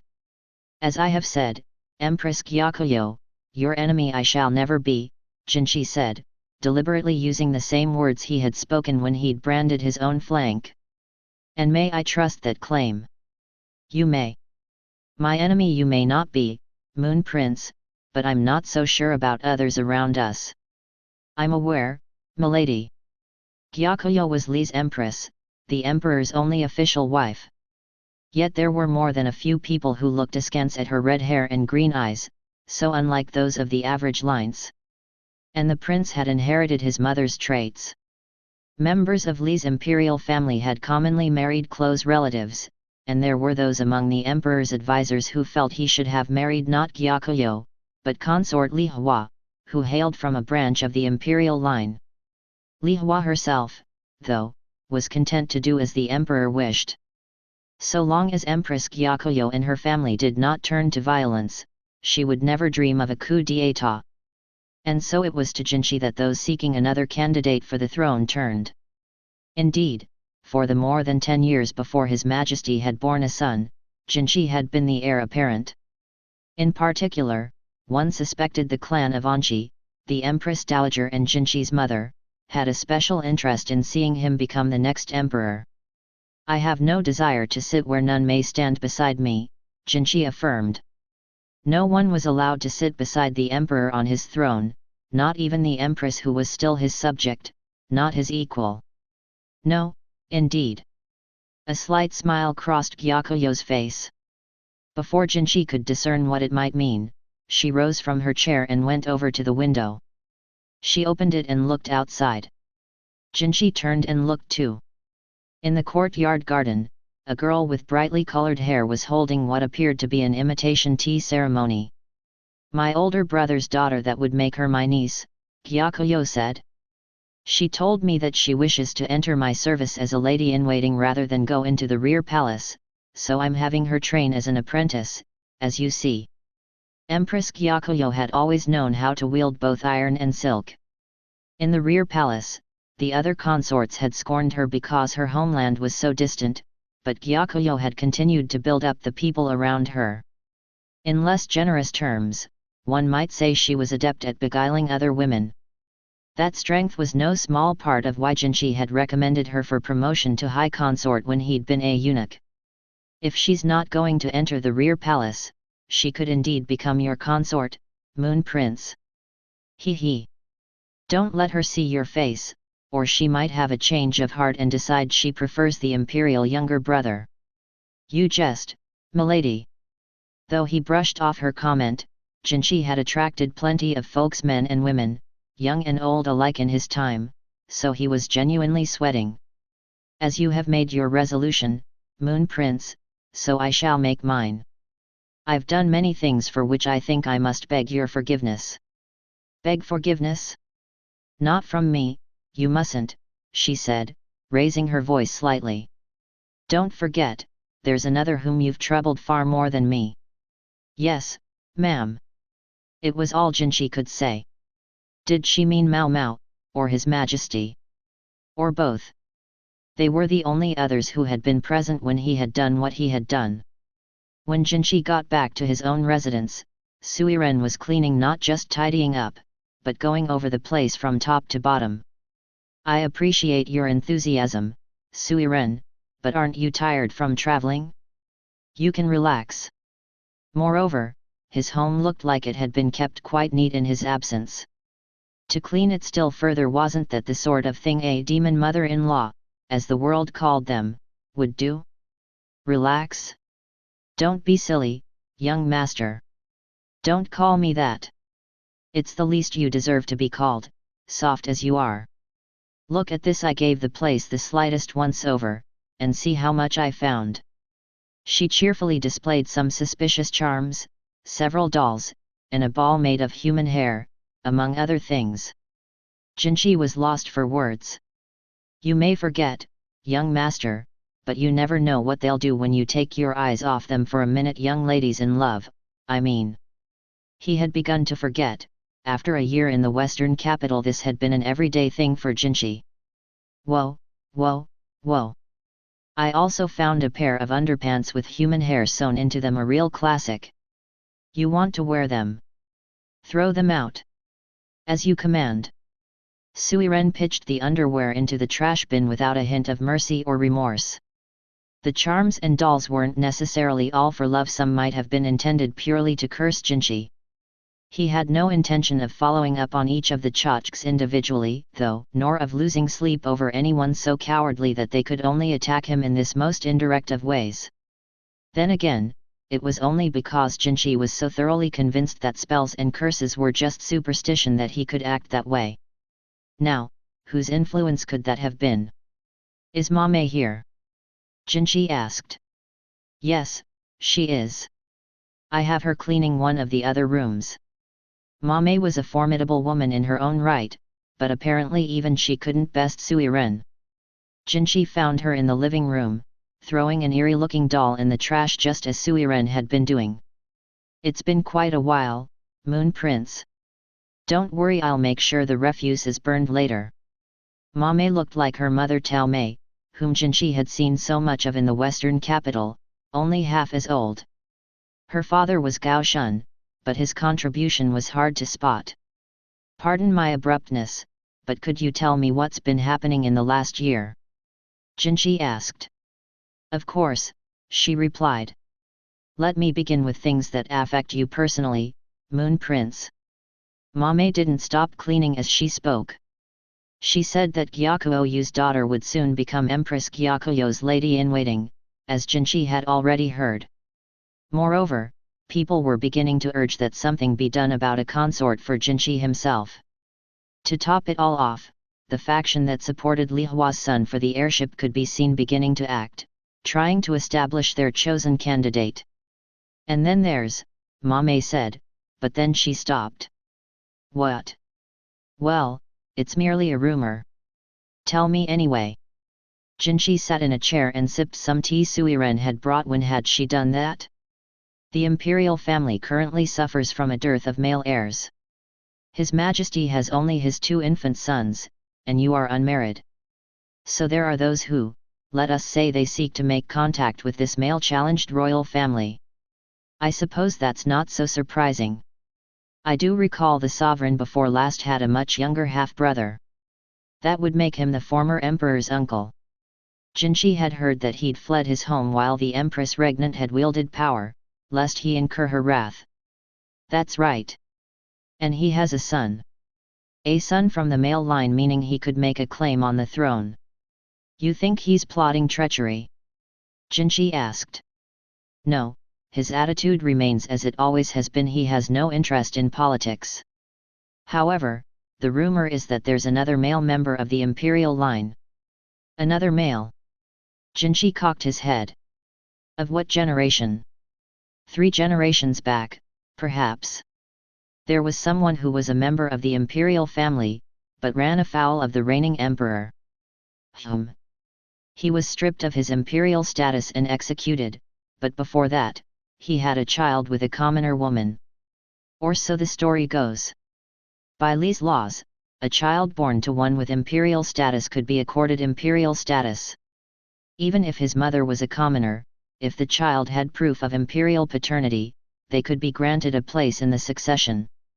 Most such claimants turned out to be pretenders, and even those who weren't, one suspected, largely found themselves ignored based on whatever was most convenient for the court's advisors. That story would hardly pass for a fairy tale, said Jinshi. I agree, sir, it's drivel.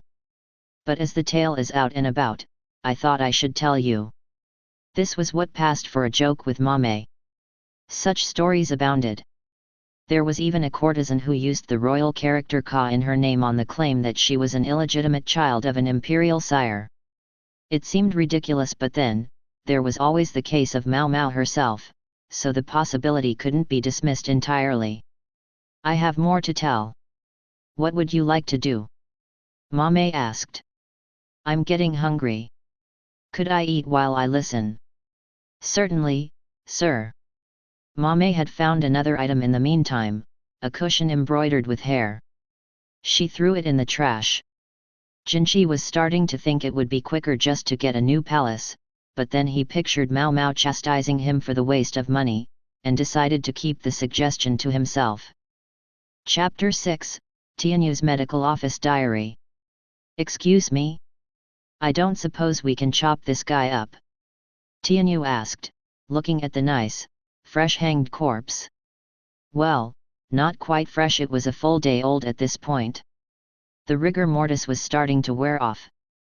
The thought of rigor mortis took Tianyu back to his time dissecting animals. Before he'd set out to become a doctor, Tianyu had been a hunter. When he caught an animal in the hills, he often drained the blood and removed the organs on the spot before taking it home. Draining the blood kept the meat from stinking, while extracting the organs prevented their various juices, waste, and other contents from getting on the flesh, which saved it from going bad. Tianyu was such a skilled hand at dissection that he'd even stripped the bones right out, but his dad had gotten awful mad at him for that. He said that if you removed the bones before rigor mortis set in, the meat wouldn't be as good.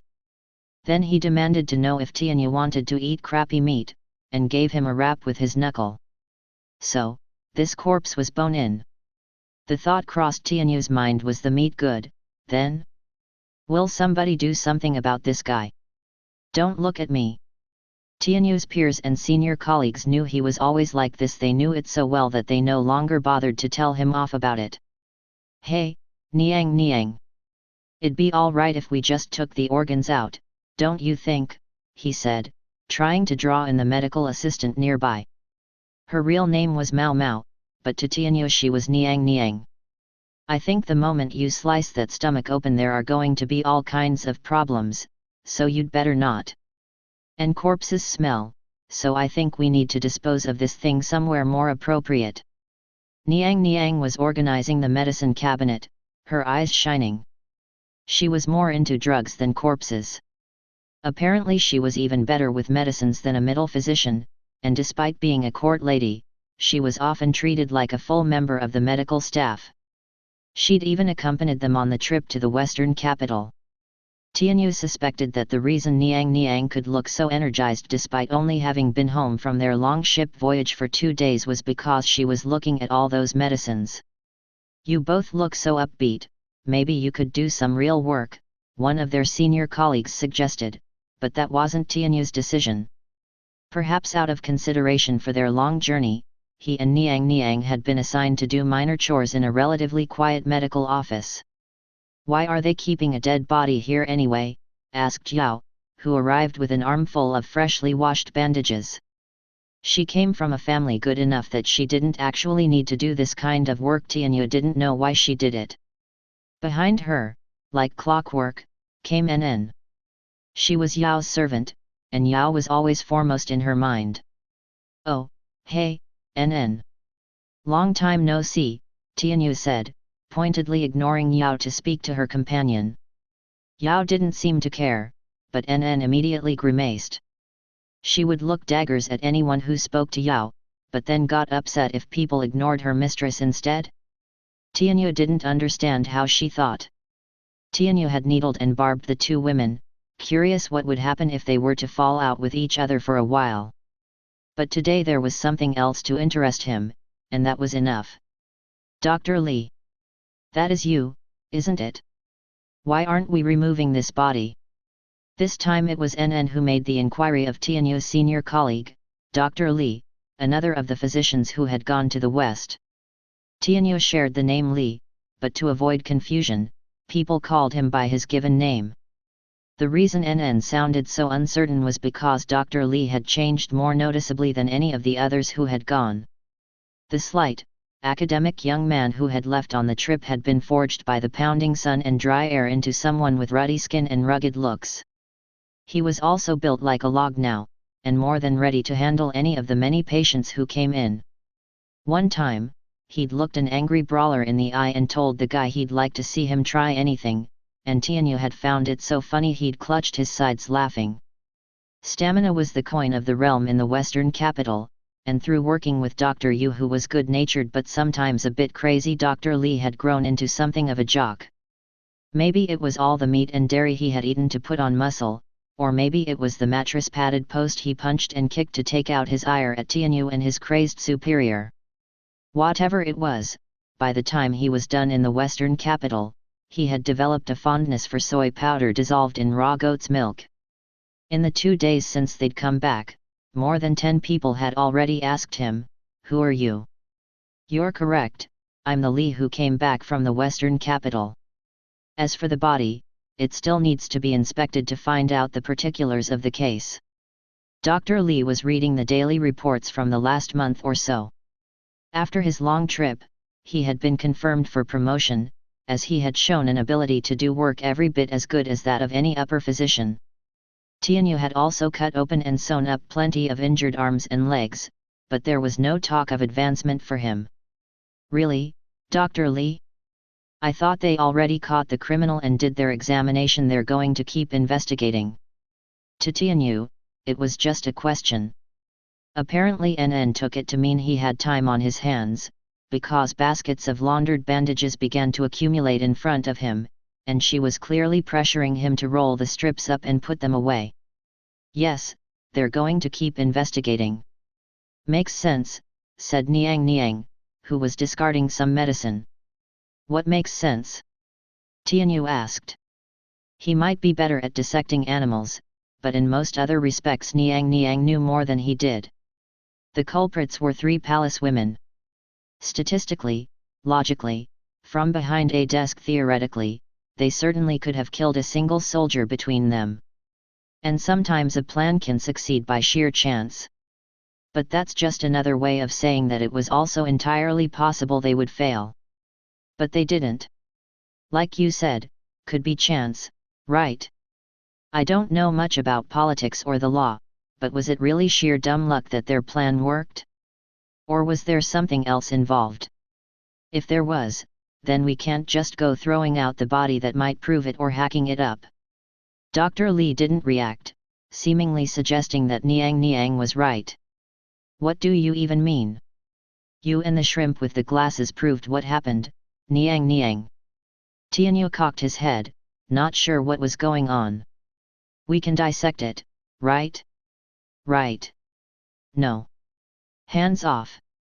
Dr. Li put down the reports and stood in front of the body. "And don't make too much of a big deal of the fact that we've got a body in here. You and I are used to this sort of thing, but you'll frighten folks from other departments."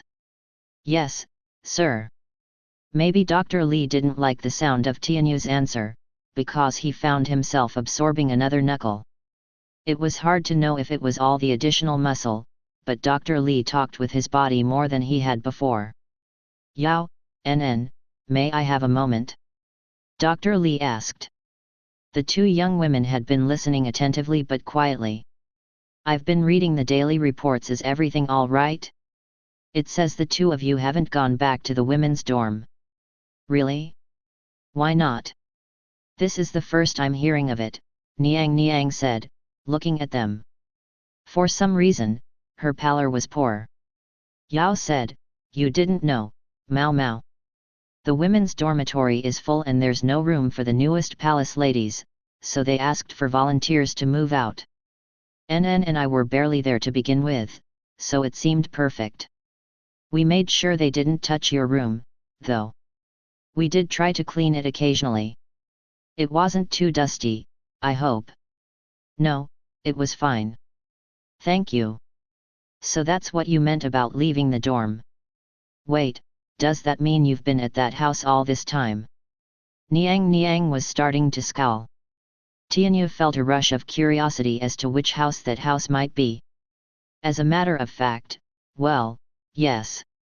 We've even got some furniture there, and going somewhere new seems like a lot of work. You've practically moved in.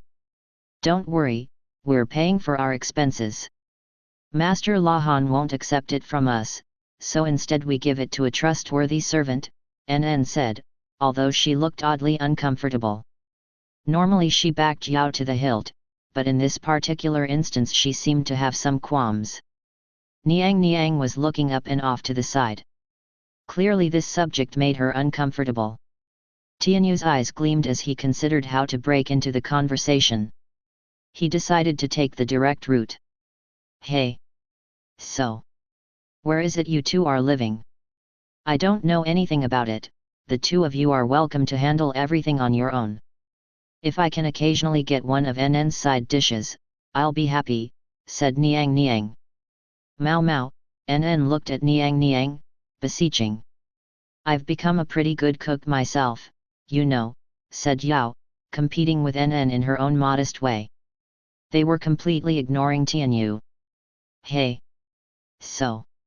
He was just about to try once more to forcibly include himself in the conversation when someone grabbed him by the scruff of the neck.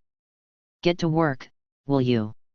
Dr. Li's strength had grown so great that he could pick Tianyu up like he would a stray kitten.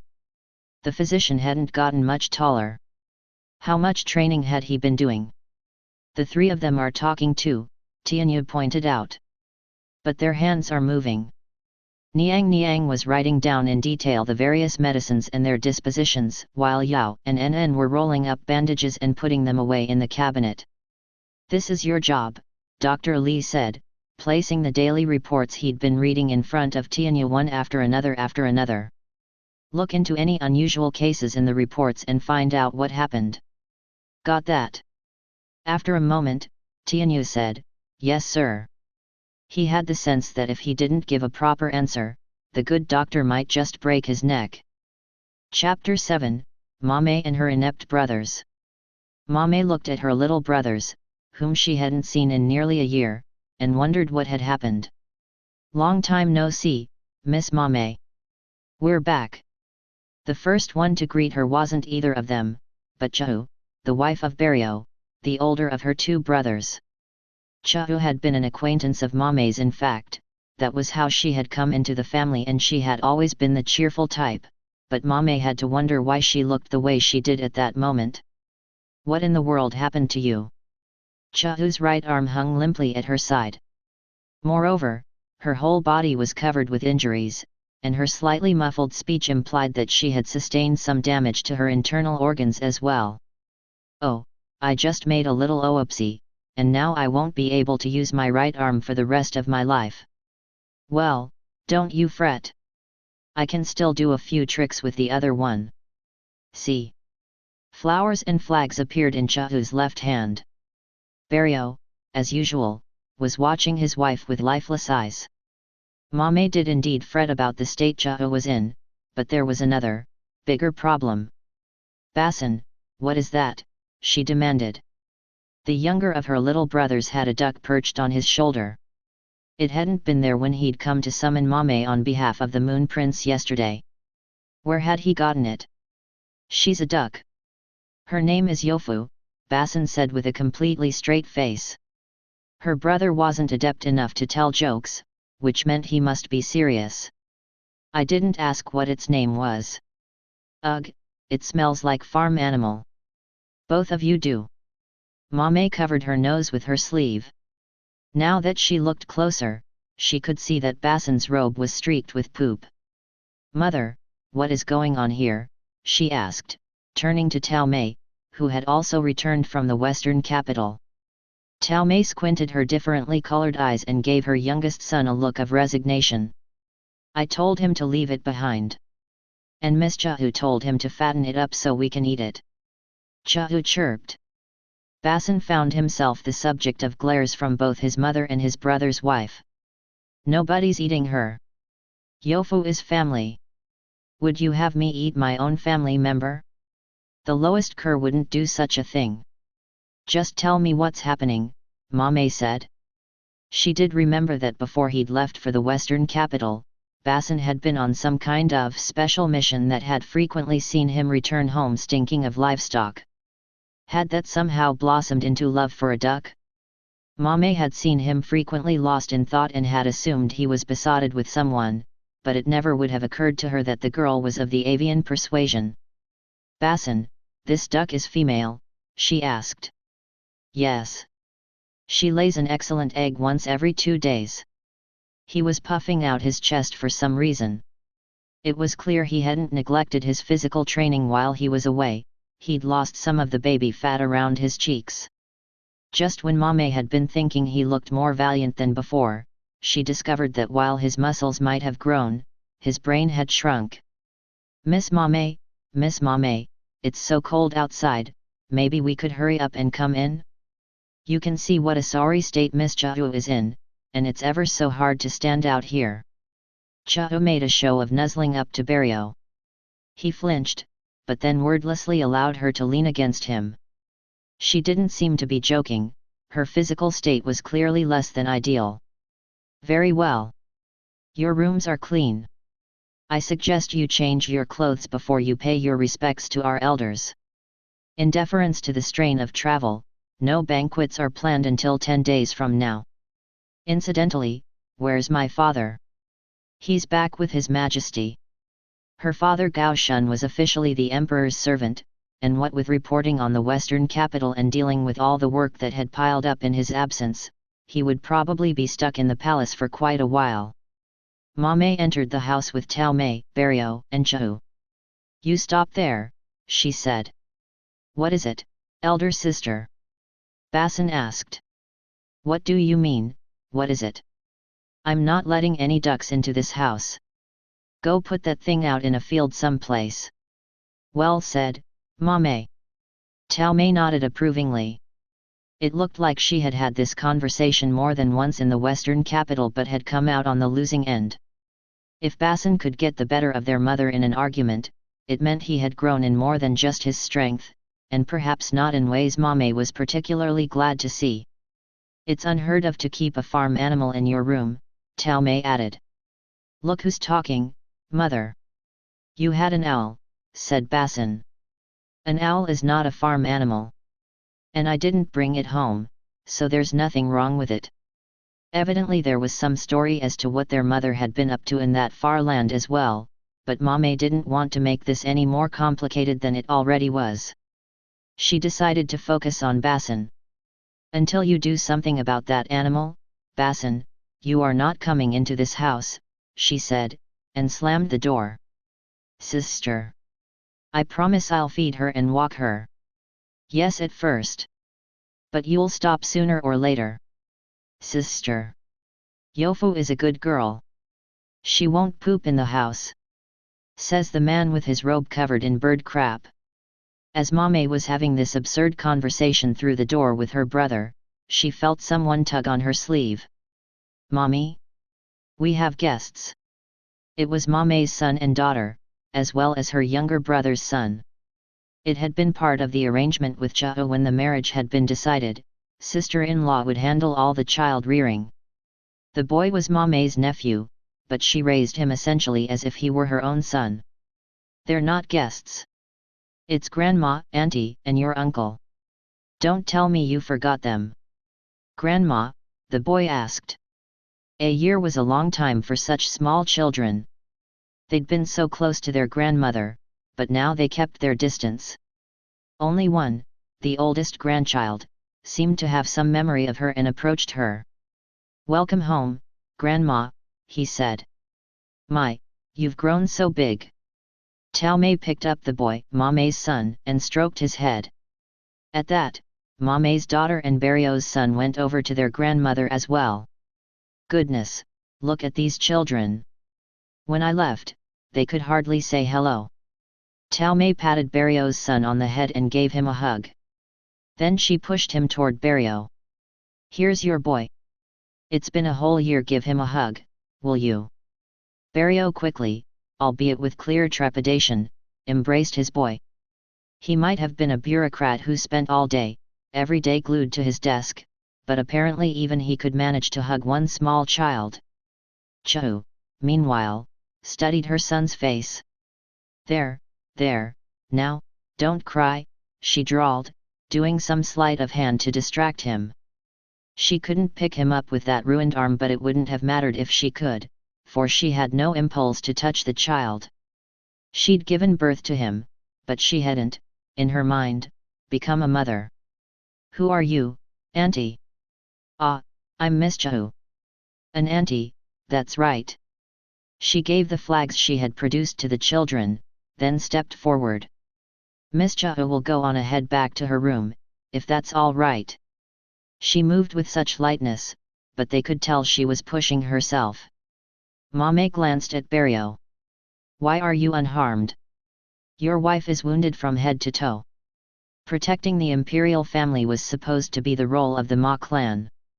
How did Miss Chu end up like that? You're the one who promised her she could do as she pleased if she would only marry me, weren't you? That's some way to talk to your sister. Mame gave Barrio a kick in the shin, and he hopped up and down on one leg. Now, who wants a snack? I do, Mommy. Snacky. Her nephew couldn't talk very well yet, so he just raised his hand. If he was anything like Chu, he would grow up to have quite an aptitude for languages, but at the moment he only knew a few words. Mother, Barrio. If you'd kindly inform grandfather that you're back home. You'll find hot water and a change of clothes in your rooms. Very well. Taomei and Barrio walked into the house. Mame gave the children to their nursemaid. She had more parts to play than just mother. Since the Ma clan men might die defending the royal family at any time, it was always a woman who fulfilled the role of family head, so that the clan could continue undisturbed. Mame would have to oversee the reports from Taomei and the others. She couldn't have them leaving anything out. She opened a window that faced the rear garden. Basin stood there, clutching his duck and looking thoroughly lost. The fluffy white duck looked quite warm to hold. I need to be present for the report, and so do you. How long are you going to stay outside? You mean you'll acknowledge Yofu as part of the family? You weren't listening. I said you are not to bring that duck in the house. If I let you in with it, then the children will want one. What if they each demand a duckling of their own, eh? What will you do then? I see what you mean. Personally, I'm with Miss Chu. I think the best place for that thing is on our dinner table. Basin begged Mame with his eyes not to do such a thing, hugging the bird close. It was certainly not the behavior of a grown man, but Mame couldn't help noticing that in fact it showed Basin had matured. You've learned to control your own strength, she observed. I'm not a child anymore, he said. Basin's physical strength was overpowering, far greater than your average soldier's. It was all thanks to his naturally muscular build and his reduced sensitivity to pain. He had the capacity to shatter bones when frustrated, and for many years he had been haunted by his inability to control his own strength. Mame should know, Basin had broken her arm when he was still little. It might have been his vivid memories of that moment that left Mame's youngest brother with so little attraction to women. He had learned in that instant that they were fragile, easily broken. Mame looked from Basin to the duck and back. I've got an idea. Why don't you take that duck back where it came from? Oh, I could hardly go all the way back to the western capital now. That's not what I meant. The place you were going before you left for the western capital. Isn't that where you got it? Oh. Basin gasped as if he were only just remembering. No, wait. I don't have any business there anymore, so I have no reason to drop by. His face was bright red. Aha! Mame's intuition went into overdrive. Silly her, even Basin wouldn't actually be attracted to a farm animal. If you don't have a reason, you just need to come up with one. Suppose you're there to return the duck, and just in passing, you pay a visit to whoever it was that helped you. Basin fell into an awkward silence. Just how bad was he at romance? Whatever, Mame sensed that one more good push would get him talking. If she keeps ducks, I suppose she's a farmer. No. Basin said firmly. A none, then. If so, the course of that true love certainly wouldn't run smoothly. She didn't abandon the world of her own volition. Basin was so simple. He might refuse to say exactly who the girl was, but a few leading questions would get it out of him. Mame's information network might not be as extensive as that of the Mi clan, but it was formidable nonetheless. Was there anyone in Basin's orbit who had been forced to leave the world in the past few years?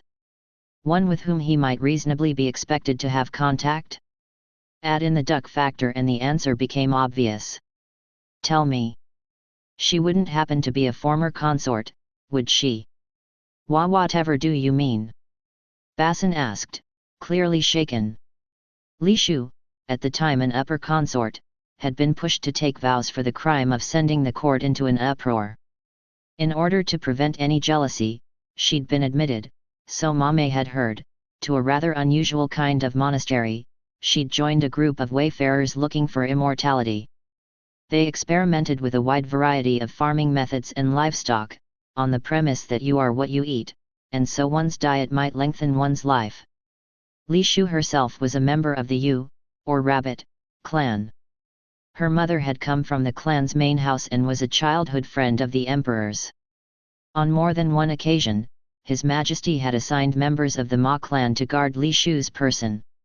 According to the reports Mame had seen, Li Shu's biological father didn't treat her particularly well.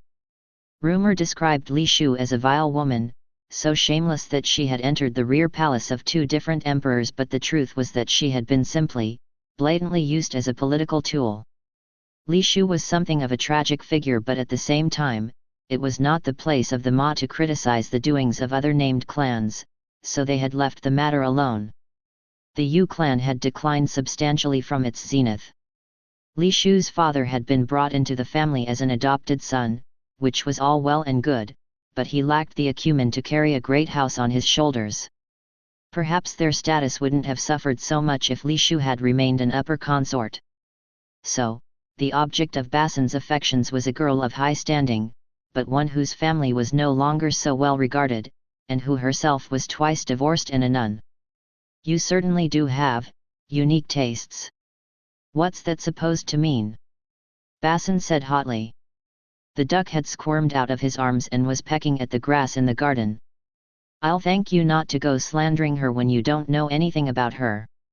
She's a perfectly praiseworthy young lady, like a little flower waiting for spring. I haven't actually said anything about her yet. Basin's face immediately flushed. So he did still have a youthful streak. His impetuous outburst proved that much. He would probably never be able to be a close confidant of the emperor like their father Gao Shun. He would be a bodyguard and nothing more, Mame reflected.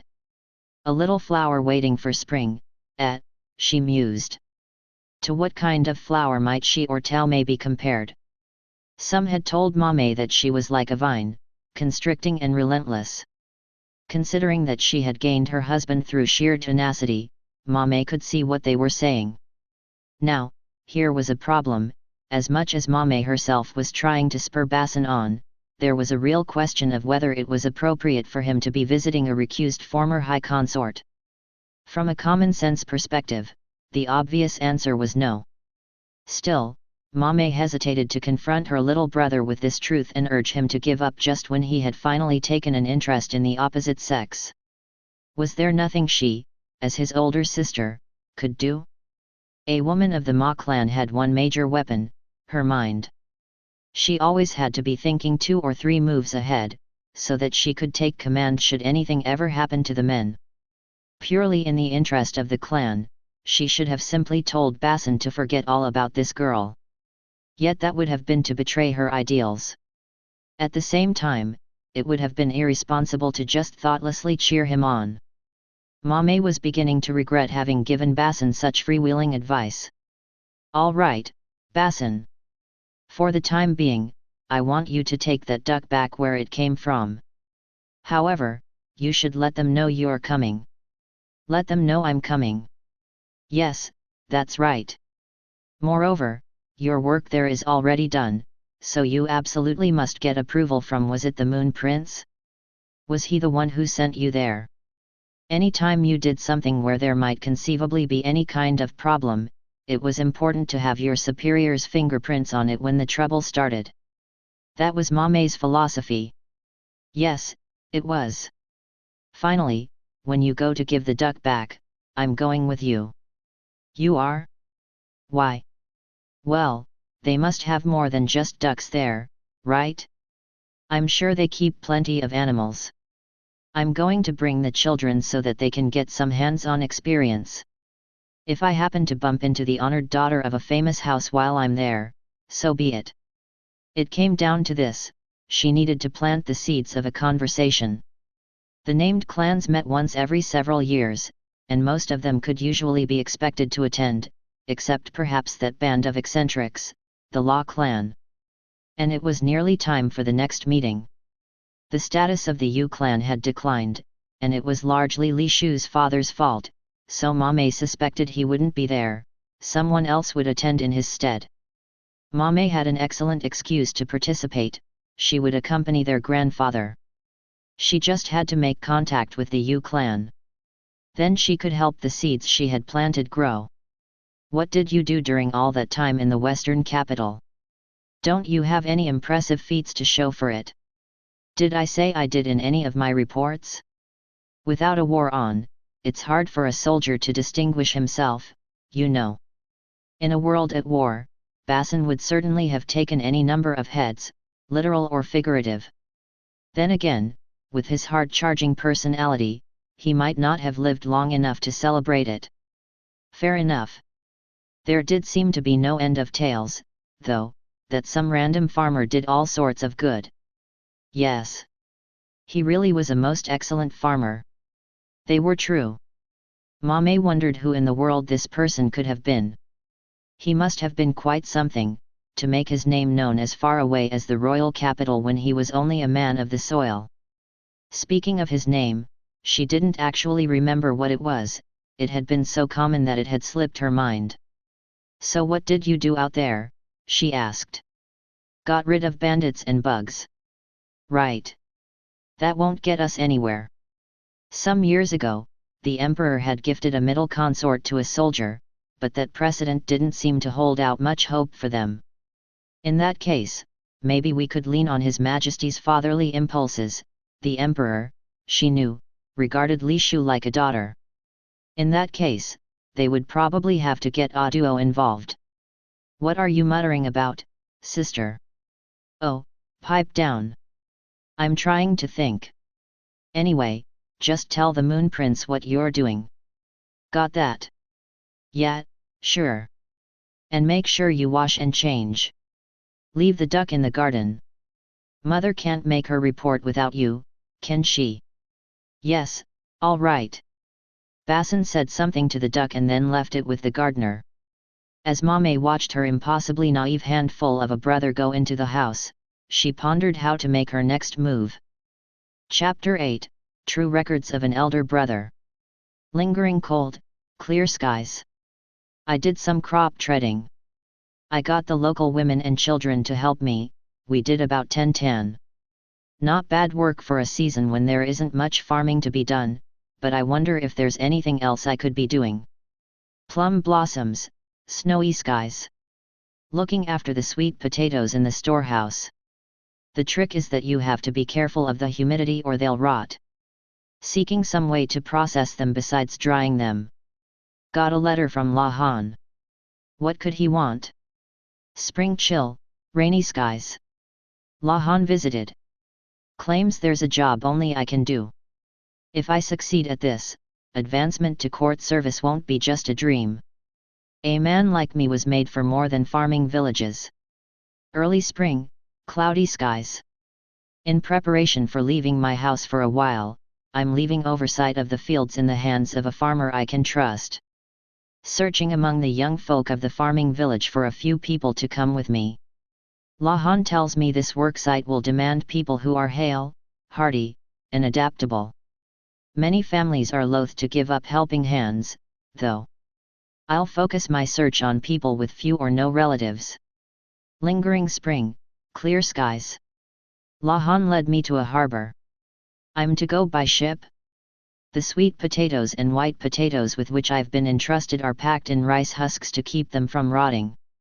Maybe Lahan plans to use them for trade. Wait. Hey. What's Uncle Lagan doing here? Wah? No one said anything about teaching farming in the western capital. Mid-spring, clear skies. Ocean, ocean, ocean.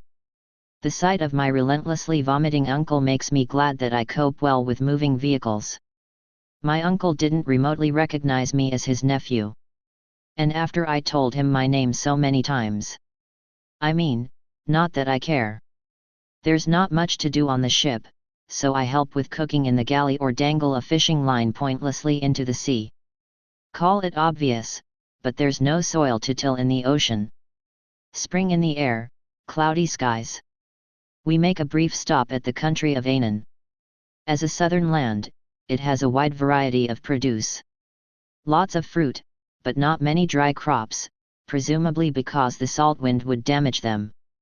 Bought some fruit seeds in the market, wonder if they'll grow in Lee. Spring warmth, clear skies. Arrived in Isei province. Grass and plains as far as the eye can see. Nothing here at all. Lots of land that could make for good fields if cultivated, but water is scarce. We'll have to find a source of water and see if we can set up an irrigation system. Additionally, landfall has substantially improved Uncle Lagan's mood. Vibrant spring, clear skies. We're going to stay in a sprawling mansion in the western capital. Tried to organize my belongings, only to discover the seed potatoes I brought were missing. Apparently they got put in with the physician's cargo and wound up in the medical office. There was a vaguely familiar face there. I think her name is Mao Mao. She's Lahan's adopted younger sister. For some reason, she calls me Lahan's brother. Come to think of it, I never did introduce myself to her. When I try, she pays no attention. This is why nobody likes the La clan. Its folk never listen. Cherry blossoms, clear skies. I'm to go out to a farming village and teach them how to grow potatoes. Why should I come all the way out to Isei province just to do agriculture? Everyone else seems perfectly relaxed, they all get to do work they already know. This is a pure swindle, is what this is. Why's Lahan have to be so crooked? Geez, actually, this farming village is in rough shape. Don't they care about raising wheat? They're sowing at the wrong time, and they hardly even till the ground, let alone tread the crops. And this soil, it's so meager. Scatter something on it. Anything.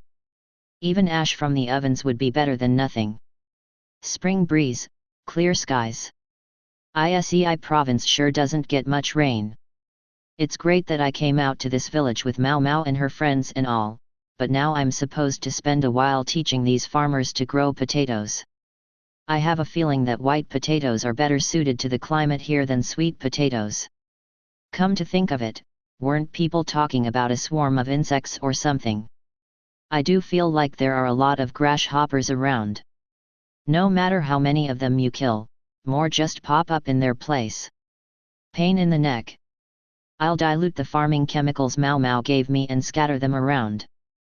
Fresh green, clear skies.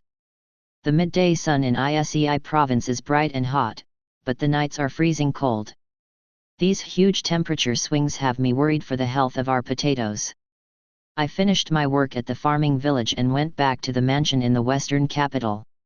I found a goat there. I guess it belongs to some lady-in-waiting named Chu. Don't go leaving goats around. They eat grass, roots, and all. Nothing will ever grow. They can eat weeds, sure, but if any of those animals started in on the crops, we'd really be in trouble. As if a goat wasn't enough, there was a duck too. I thought that building was supposed to be where the VIPs were staying. Should they really be cramming it full of farm animals? As I was cleaning up my farm implements, a plump older man invited me to tea. He says he's a doctor, but he really reminds me of my great-uncle Luomen somehow. Although admittedly, he doesn't seem terribly concerned about his alleged vocation. Since he'd invited me, I figured a cup of tea couldn't hurt, but then who should show up but, well, I'd heard the rumors. Hair black as lacquered thread, skin like porcelain, nose set high, and 2 eyes as dark as twin obsidians. A man of unearthly beauty, like a celestial nymph. The only disappointment was the scar running along his right cheek, but then, without that, I don't know what I might have done. His beauty was enough to drive a person to madness. It was all I could do to swallow hard and answer his questions in the most stumbling fashion. Whatever he said to me hardly registered. Which is why, to my chagrin, I answered in the affirmative. I couldn't possibly refuse. And that's how I ended up on a trek across Isei province, a cross-country journey to spread the good word of potatoes. Summer starting, clear skies. Creaking and shaking along in a wagon with my potatoes, I journey from village to village. People frequently turn suspicious eyes on me, a stranger in these parts. That's fine, I'm used to it. I remember when Uncle Lagan and Lahan chased my grandfather out, I got some truly cold looks from people then.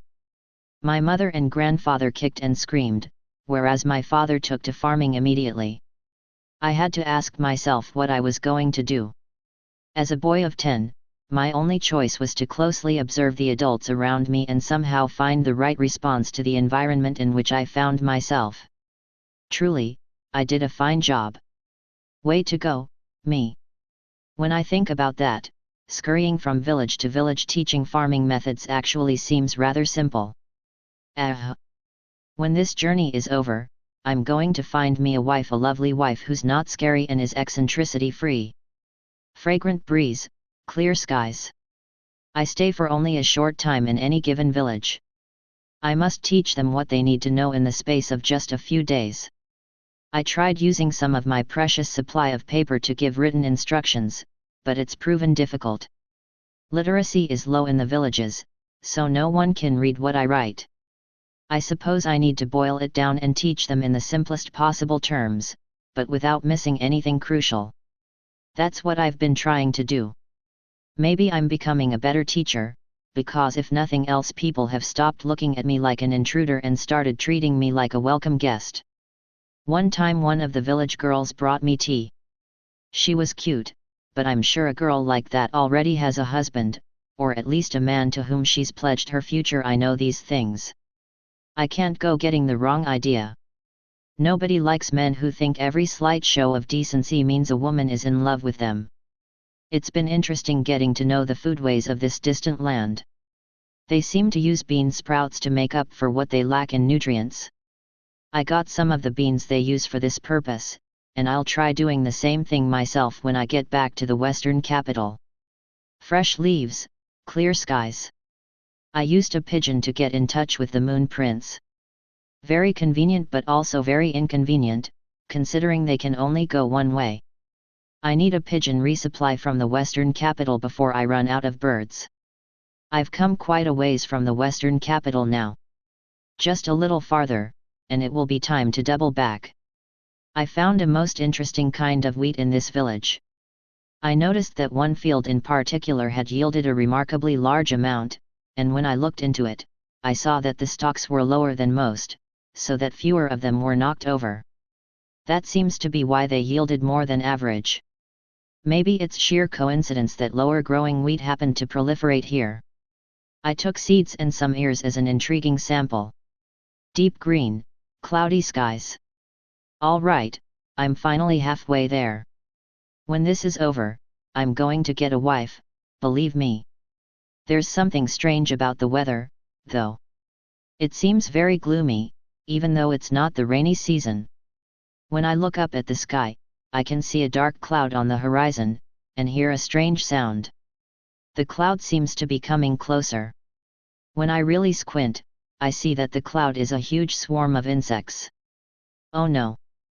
They're here. Plum rains, bug-filled skies.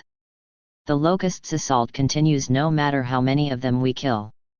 I released the last of my pigeons and told the young farmers who had come with me to head back to the western capital in a hurry. Damn it! All I needed was another 2 weeks. The fields have been ravaged, there's no wheat now, just crushed insects. All our efforts are a drop in the ocean, we are so few against so many. The swarm of insects is enough to blot out the sky, and we can do almost nothing to stop it. We'll all starve at this rate. We have to gather up every last scrap of wheat we can still find. We have to strip bark off the trees, pull grass out of the ground. Something, anything. Plum rains, clear skies. I passed out the last of my white potatoes as provisions, and have chosen to dry my sweet potatoes. With nothing to eat, the thieving has begun. Adult, child, doesn't matter. I have nothing left to distribute as food. The most I could do was to share a dried potato with a child who looked on the brink of starvation. My small act of decency. Some heat, clear skies. Ugh. I'm gonna be killed by bandits. Ugh. They stole all my cargo. High summer, clear skies. I can finally see the western capital. The closer I get, the more officials I find stationed at the nearby villages. The swarm has caused a stream of refugees from the west, and I'm treated as just another one of them. Ugh, I feel disgusting. Can't bathe, can't even get a decent meal. When I catch my reflection in water, I see a dirty man, with an unkempt beard and covered in dust. My small change and my dried potatoes are all gone, but I've managed to hold on to my seeds and my mung beans. I've guarded them with my life. After being attacked by bandits and nearly taken for all my potatoes, can you blame me if I don't have much trust in people anymore? Then again, there are those who have done me a good turn. I need to hurry back to the western capital so I can tell them what's going on. Higher summer, clear skies. I finally made it to the western capital. I told them my name, but it didn't seem to mean anything to them. What's with that? I'm sure it's not that my name isn't actually written down anywhere, right? What should I do at a moment like this? La Han isn't here, and it wouldn't be quite right to drop Mao Mao's name. My orders technically come from the Moon Prince. All right, it feels a little childish, but this is an emergency. I'll have them summon him for me. I need to yell at the top of my lungs or I won't get a reaction. I tried yelling, and they threw me in some kind of jail cell. Okay, it is really hot now, clear skies. Thankfully, Mao Mao and the others came to get me, so I'm back in the mansion in the western capital. The food problem is really serious. Things are going to turn ugly if people don't get enough to eat. All I've been able to do for now is to cultivate some modest sustenance. Early autumn, clear skies. Relief supplies arrived from the royal capital. I checked to see if they included any crops that looked like they might grow quickly, but there was nothing there. Most of it was cereals and medicine, but not nearly enough of either. We're getting more and more refugees. Is there no way we can fill everyone's stomachs? I ponder the question as I feed locusts to the goats and duck, along with whatever meager grass is available. Lingering heat, clear skies. I hear we're starting to see cases of malnutrition from lack of food. Mao Mao says people aren't getting enough vegetables. Should I show her the bean sprouts I've quietly been growing? She also asks me whether there's any way to grow medicinal herbs, but I think that's going to be a tall order in the western capital. I wonder what it is about the medical profession that seems to attract so many weirdos. Not just the likes of Mao Mao or my great-uncle Luo Men, there's also the little old man who's always inviting me to tea. He says he used to be a physician at the rear palace. He seems like a decent guy, though, so what's the harm? Autumn heat, clear skies. Lahan. I'll kill that bastard. What's he doing living with 2 eligible young ladies? Early autumn, clear skies. Lahan might have tricked me into coming to the western capital, but if nothing else, I have a front row seat to just how obnoxious politics can be. From what I can tell, the Moon Prince doesn't make a big deal of going about his work, but he really gets things done. He's trying to nip problems in the bud, but in terms of worldly fame, it's much easier for people to celebrate those who solve problems after they start instead of before.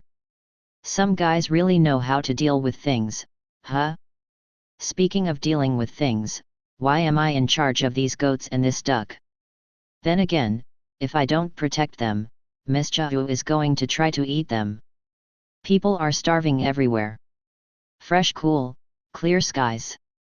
It really doesn't rain in the western capital. Trying to water things has been a huge headache. The rich folk around here have ponds as a sign of their ridiculous wealth, but they're probably made using underground water. At least that makes it easier to grow bean sprouts. We've started fields near the western capital, but irrigation is proving to be the biggest challenge. Bringing up water from underground isn't realistic. It would be great if we could get water from a river, but the scale of the project would be untenable. Maybe you just can't have farm fields if there isn't a body of water nearby. As one learns, if one is going in and out of the estate, the mood in town is getting worse and worse. Stomachs are empty and tempers are high, while all-out struggles for food are hardly unusual. Some people are claiming the insects were some kind of curse from another country. It's just a natural disaster. How ridiculous can you be? I really don't like the way things are looking out there. Cool breeze, clear skies. It was bound to happen eventually, and it finally has. A mob has closed in on the mansion where the Moon Prince is staying. What's going to happen here? I don't know. I really don't know. Autumn, cool, clear skies.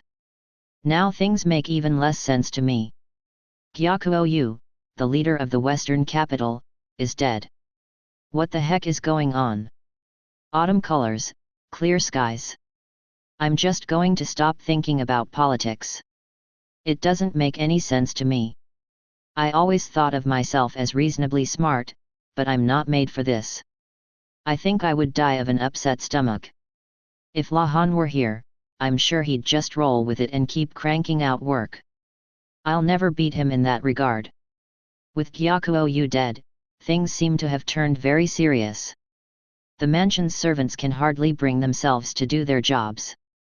But none of that has any bearing on field work. I've got to get out there again today and keep breaking ground. Autumn, clear, clear skies. The Moon Prince is relocating from the annex. It sounds like Mao Mao and the friendly old doctor are going with him, but I'd like to stay here for a while. This garden is finally hitting its stride. The groundskeeper may have it out for me, but we're closer to a water source here, and that makes growing easier. Autumn beauty, clear skies. There's a beautiful greenhouse at the main house, where we're moving. I hear they used to grow cucumbers there, but they've already been cruelly uprooted. Mao Mao could barely contain herself as she planted seeds for medicinal herbs, but the glare that the greenhouse's minder was giving her, well. If looks could kill. I'm out of the loop on whatever happened, but even I could figure it out at a glance. Colorful leaves, clear skies. I've turned the annex's entire garden into fields. Next I'm starting on the ones at the main house. I'm not going about things like Mao Mao, though. I made sure to get permission from Mischao. Someone from the Gyaku clan, a guy named Hulun, gave his approval, too, so I should be in the clear. The friendly old physician helps me out with farm work when he has time to kill, but someone hurt his leg. Some firecracker of the Gyaku family gave it a whack. I think his name was Gyaku-jun. He sure liked to boss the servants around. Someone better set him straight while he can still change his ways, or who knows what will become of him. The thought occurs to me, I could have been like him, if my mother and grandfather had had more influence on me. If Uncle Lagan hadn't snatched the family headship, I might have grown up as a selfish whelp of the Law family. Now instead of the physician, his bodyguard Li Haku is helping me. If we can hurry to get this field ready and lay down some shell ash, we might be able to plant some wheat, so we're working as hard as we can. A gardener keeps giving me dirty looks, but I got permission. I'm not doing anything wrong. Autumn chill, clear skies. I got a letter from my father asking if I've planted potatoes yet. Shut up. Yes, I've planted them. Lahan doesn't know what Dad is really like. I wonder if he's dealing with being in charge all right. I hope Mom and Grandpa are doing well. They like to lord it over people, but they can be surprisingly fragile. I guess it goes to show what comes of having too much pride. I wonder if Grandpa might have been a bit more upstanding if he hadn't been in the shade of a younger brother as thoroughly exceptional as my great-uncle Luo Men.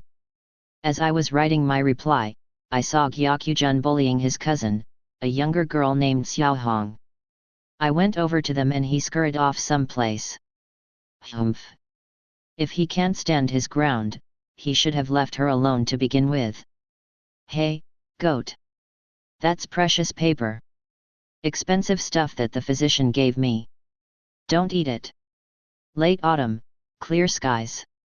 Today I was working on the fields at the main house. I tried planting different seed stock in each area, all kinds of wheat. I'm curious how different the yields will be between the short wheat and the regular stuff given the same environment. But it's going to take 6 months or so to find out. Wait, how long do I plan to be here?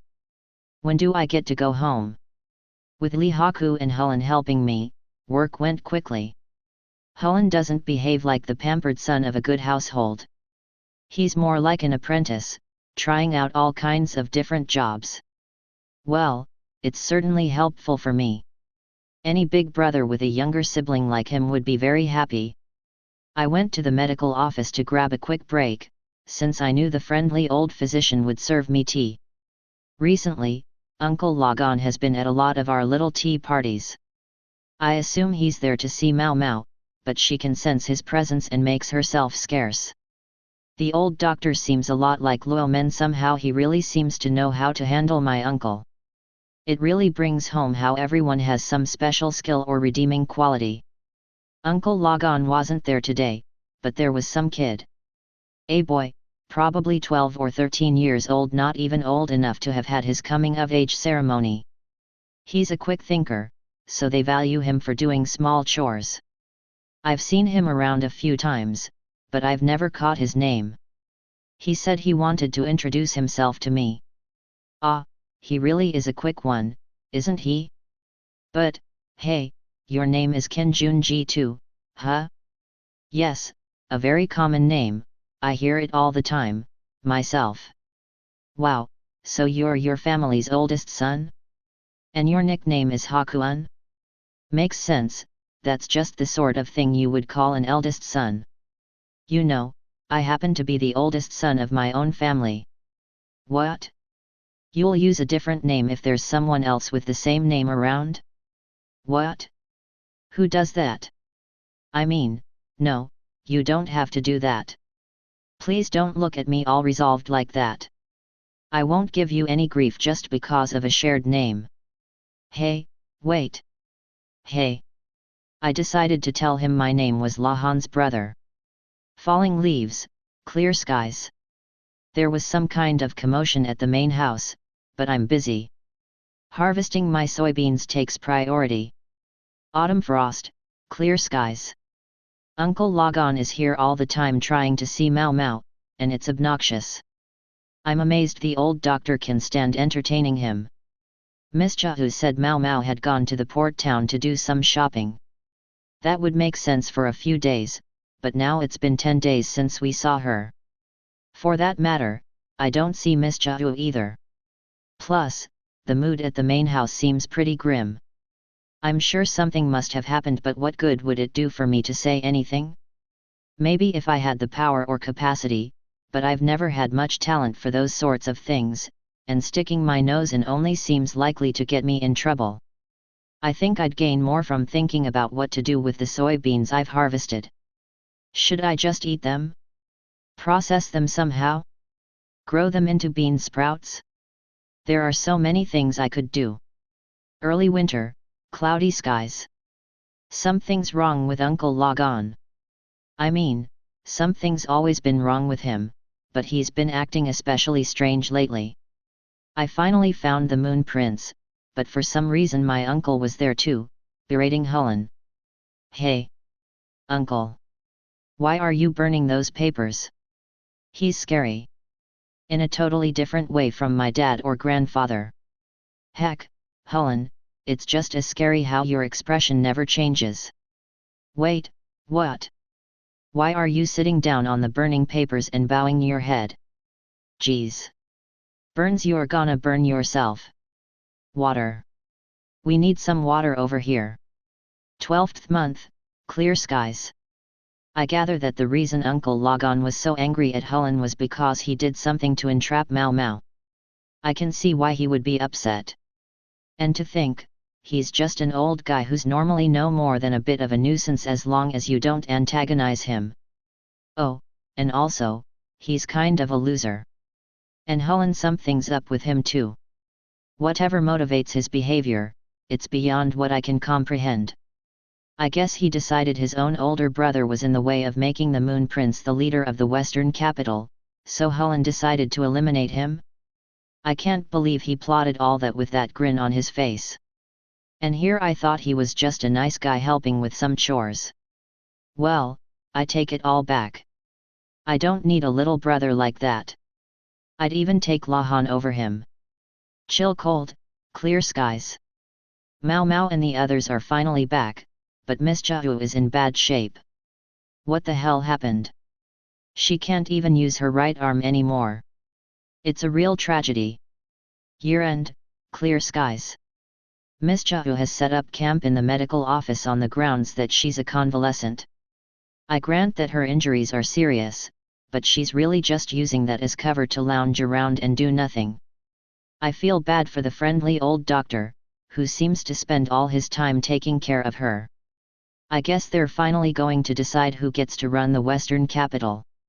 It won't be the Moon Prince, but apparently a man named Shikyo Master Gyakuyu's oldest son.